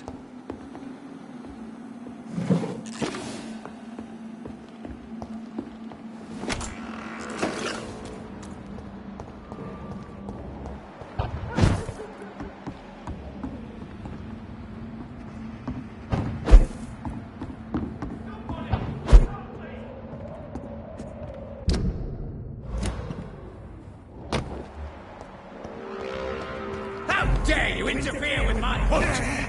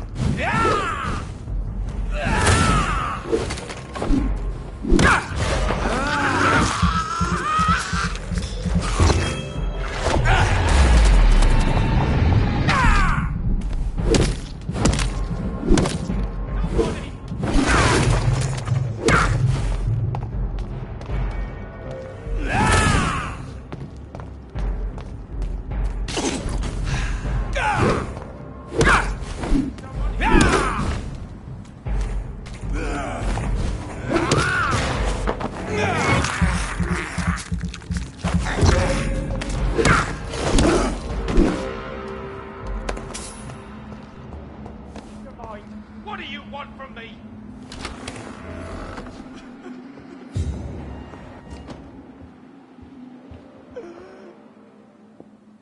I'm Dr. Jonathan Reid.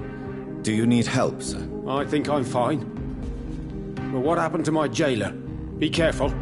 He's as vicious as he is strong. You don't have to worry about him anymore. What happened here? I am Tadao Kimura. I was imprisoned by this lunatic for several days. I thought I was going to die here. You're not going to die now, Mr. Kimura. If you hurry, you should be able to get home safely. It seems that I owe you my life. You have all my gratitude, Dr. Reid, since it is the most precious thing I possess. Goodbye, Mr. Kimura. Take care.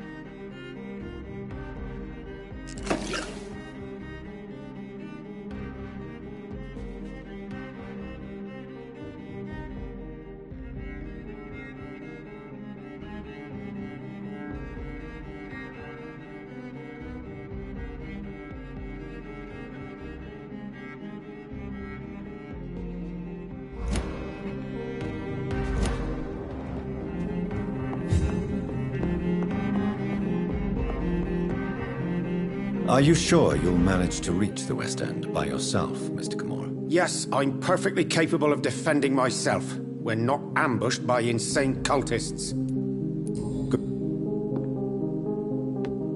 Are you sure? Yeah. Goodbye.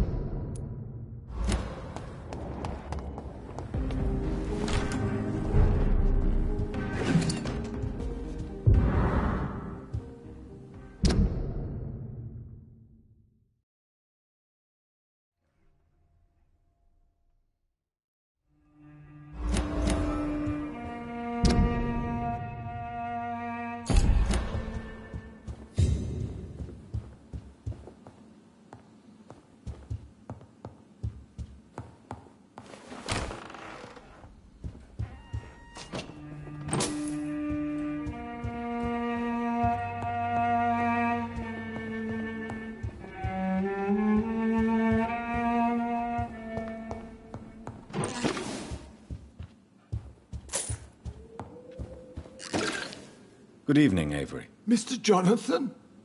I can't believe my own eyes. Oh, it's a miracle. We all thought you were... Oh, sir, your poor sister. What a tragedy. I know, Avery.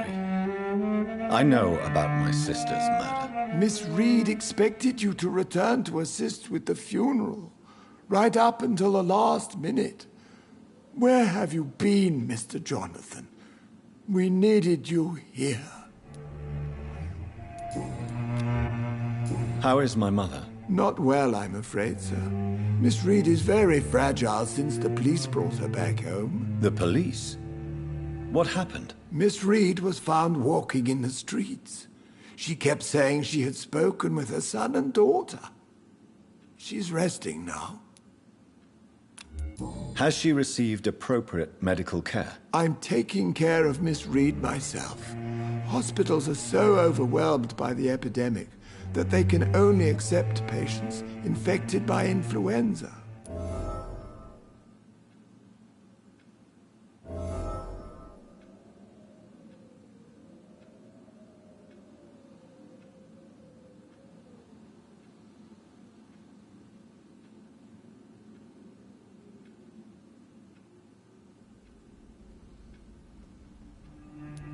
Perhaps we could arrange a short trip.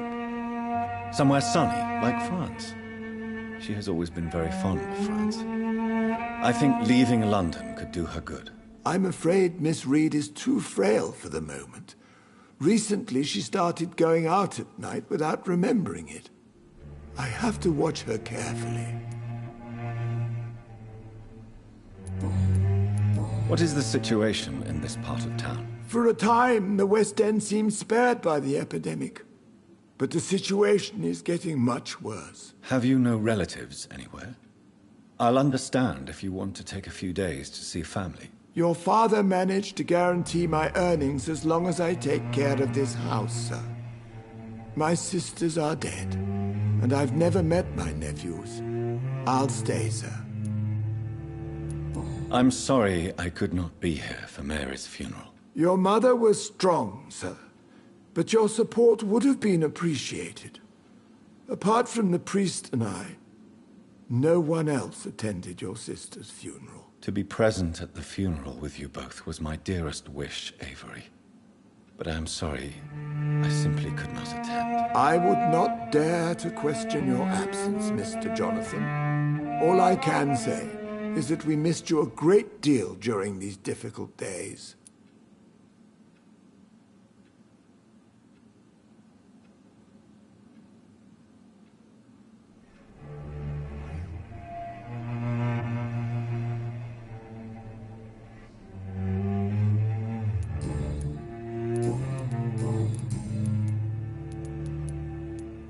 Do you know my mother speaks to the dead members of this family? Yes. I sometimes hear her speaking to you, Miss Mary, and her baby.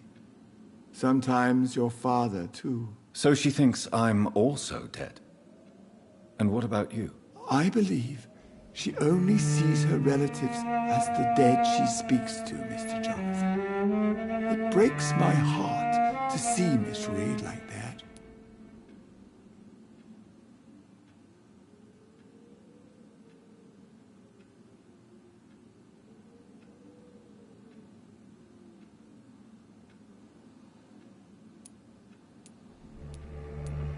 She may get better. It's only a hypothesis, but I know my mother is strong. Whatever illusions have clouded her mind, they will fade in time. Yes. With time, Miss Reid will recover from this cursed year. I know that your return can only be beneficial to that process. Tell me the truth, Avery. Do you feel forced to stay here? Would you leave this house without the arrangement made by my father? No, sir. I have nowhere else to go.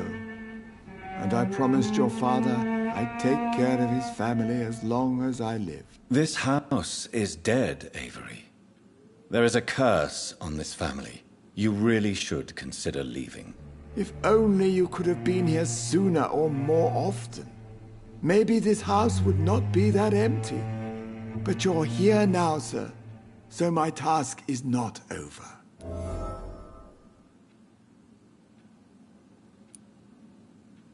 You have served this family extremely well, Avery. Your support during these terrible times is much appreciated. Then I will stay. All I ask is that you take care of my own funeral if I die before the end of the epidemic.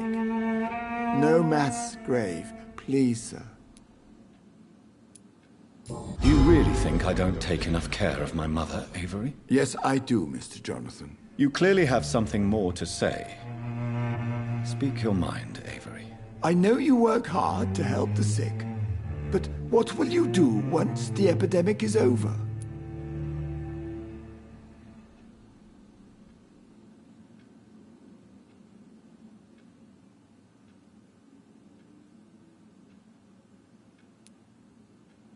I really don't know.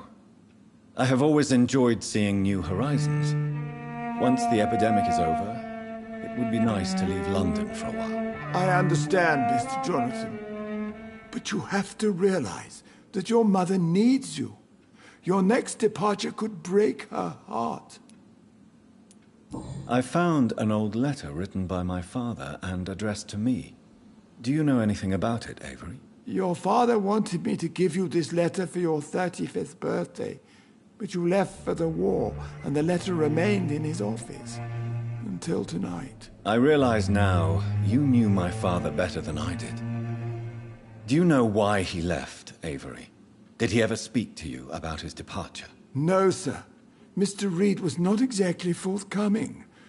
Perhaps this letter will give you the information you require.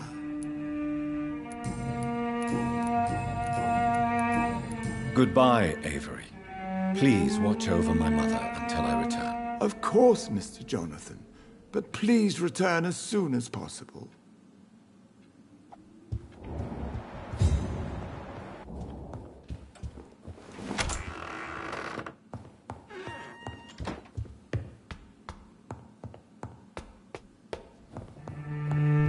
Spending next summer in France. Absolutely.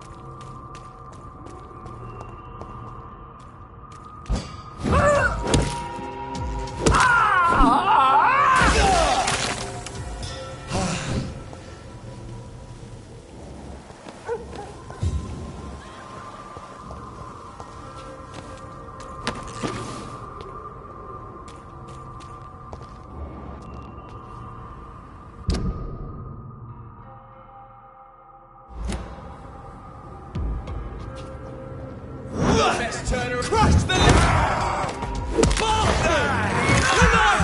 it's onto us! Shit! You'll pay for that!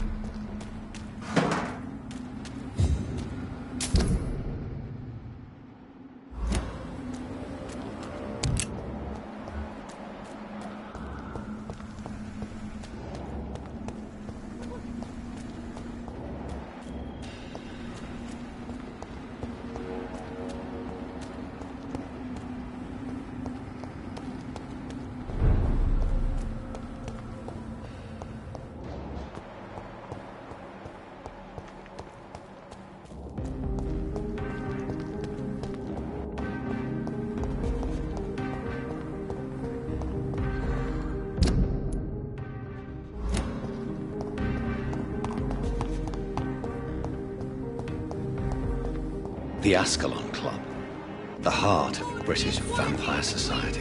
Not quite as subtle as I expected. Good evening, miss. Oh my god, no. Please, Mr. Vampire, don't kill me. Please, no. I'm too young to die. I still have so much to offer this world. Wait, no. Why do you think I would... What? Don't worry, Dr. Reid. I know you wouldn't harm me. Mother told me you were in this part of town and might drop by. Your mother? My name is Charlotte, sir. Charlotte Ashbury. My mother taught me long ago how to recognize the signs that betray a vampire. I understand she also taught you how to tease and gently mock innocent young Ekons. It's a pleasure to meet you, Miss Charlotte.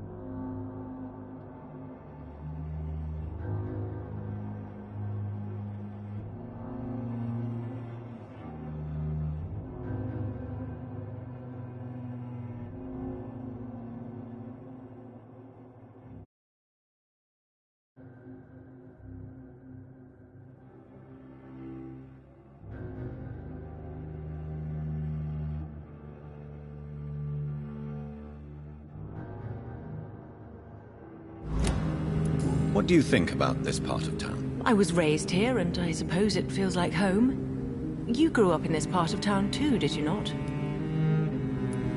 Yes, I was born a few streets away. A small world, is it not? Did you ever imagine that my mother was your neighbor all that time? That you could have met her in a dark alley at night? You won't trick me twice, young lady. We both know Lady Ashbury never hunts or attacks prey at random. Come on, Doctor. Don't tell me you never thought about that possibility. Her fangs on your neck. Oh, are you blushing, Dr. Reid? Is there something that's bothering you? Too much selfishness and individualism for my taste. Even when there was no epidemic. Even if that's partly true, may I remind you that many charitable institutions are financed by the selfish and filthy rich. I suppose you're right. But society must reform and renew itself, or we are all done for.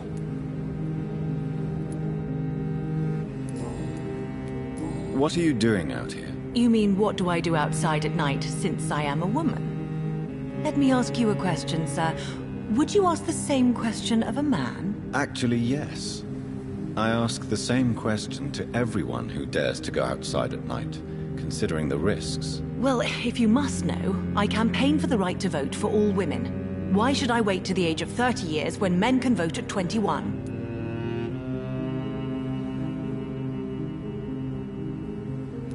Are you a suffragette, then? Oh, you really are Elizabeth's girl.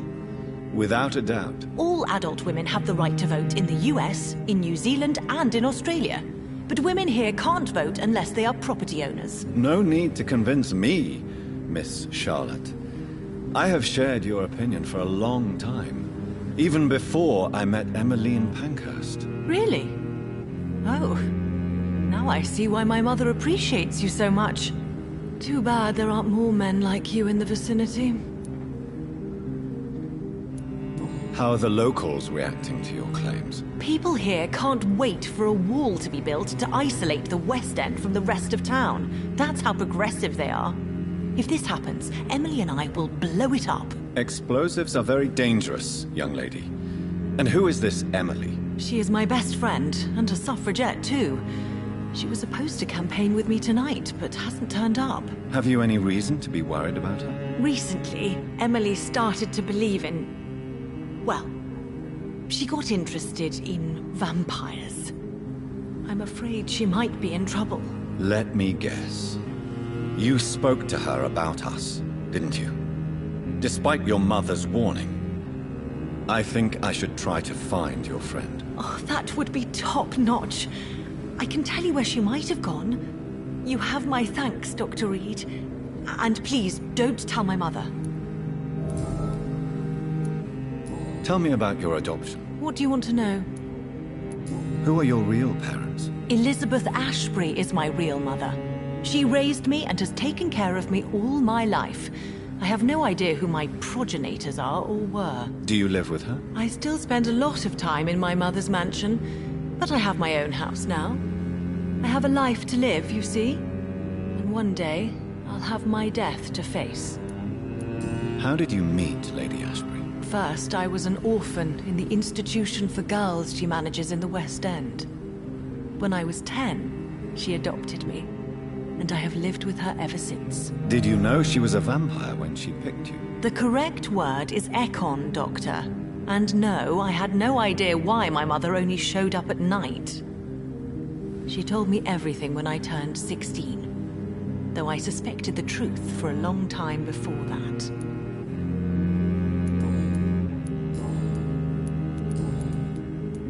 What exactly has your mother told you about me? Your name and profession, obviously, and the mystery about your maker. I'm sorry to hear about what happened to your sister, sir. Mother says it was not your fault. Does it not scare you to know what I am? What your mother is? Why should it? My mother is the most compassionate woman. Must I be wary of her, Dr. Reid? Or you?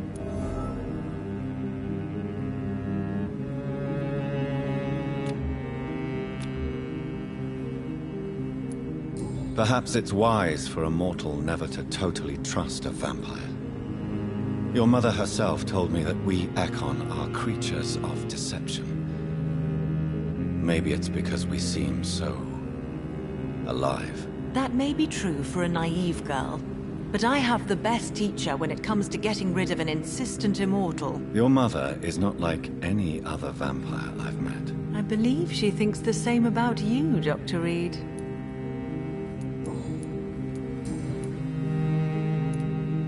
Do you know why Lady Ashbury chose you to become her daughter? No, I don't. Each time I ask her that question, she smiles and says it's precisely because I dare to ask such questions. Do you ever regret that she chose you? Of course not. Though I often wonder if she adopted others before me. If so, where are they buried? How was it for them to pass through life with a never-aging mother? Goodbye, Charlotte. Give my best regards to your mother when you see her. She's been quite busy these last few nights. I suspect you may see her before me.